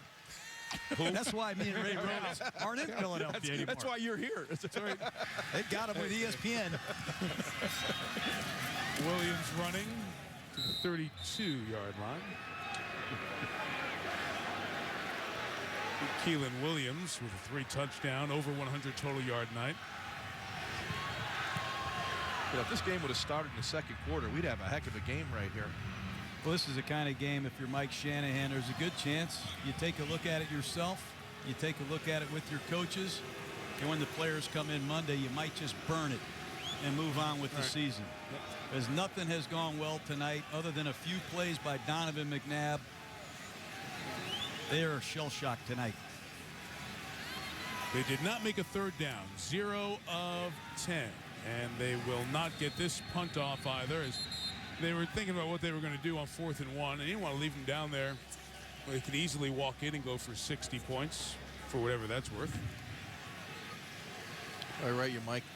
They came in 31st, converting only 24% of their third downs and 0 for 10 tonight. I'm sure after tonight they'll be dead last in third down conversions. Well, Ron, I've got them the last 3 games as 4 of 37, if my math is right, on third down conversions. And, you know, third down depends how long it is, but third down conversions are all about sustaining offense. That's right. The one thing, their defense is at fault for letting Philadelphia hit all those big plays, but the offense couldn't keep Philadelphia's offense off the field. Calvin will let it bounce, and it's out of bounds inside the 20, and we spend a moment with Trey Wingo. Michael, thank you. A very college basketball-like score in that football game. But don't forget, coming up, it's our college hoops tip-off marathon. 19th ranked Memphis taking on Miami of Florida. That's coming up at midnight. Next, right after the game you're watching concludes. All right, 21 games over 24-plus hours. There's a 6 a.m. game with Stony Brook at Monmouth. Both national champs. The Duke men, Mike Krzyzewski, Gino Auriemma's UConn women. Number 1 UConn hosting number 2 Baylor's. That's coming up in this college hoops marathon that begins in a matter of moments. Michael Vick out, Kevin Cobb in. So Vick's record-setting night is done. Over 300, over 50 rush yards, 4 touchdowns thrown, 2 run. Buckley runs shy of the first down. And here comes the 2-minute warning. Philadelphia Eagles have never had this many yards. A team record in total yards tonight. A record-setting night on many fronts for the team in green.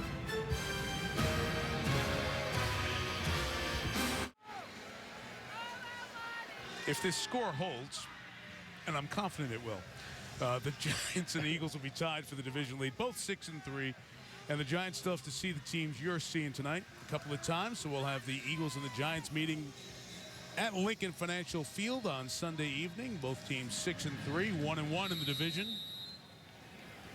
Meantime, the Redskins will drop to 4-5, and they go to Tennessee. See Chris Johnson, Randy Moss, and company. It'll be Vince Young, Kerry Collins out for a while with an injury. Redskins still face the Giants twice as well this year.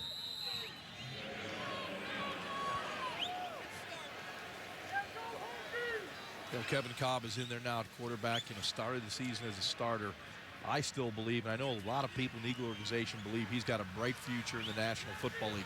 You know, he had 4 starts, and in 2 of those 4 starts, he was the offensive player of the week in the NFL. So he has played well when given the opportunity. But the way Michael Vick has been playing, there's a reason this guy is backing him up right now. But this guy, Kevin Cobb, can play the game. 3rd and a yard. Eldra Buckley over the top gets the first down, which should just about do it. Oh, it's been done a long time, but it'll end the game. Yeah, all Philadelphia has to do now is take a knee, Mike.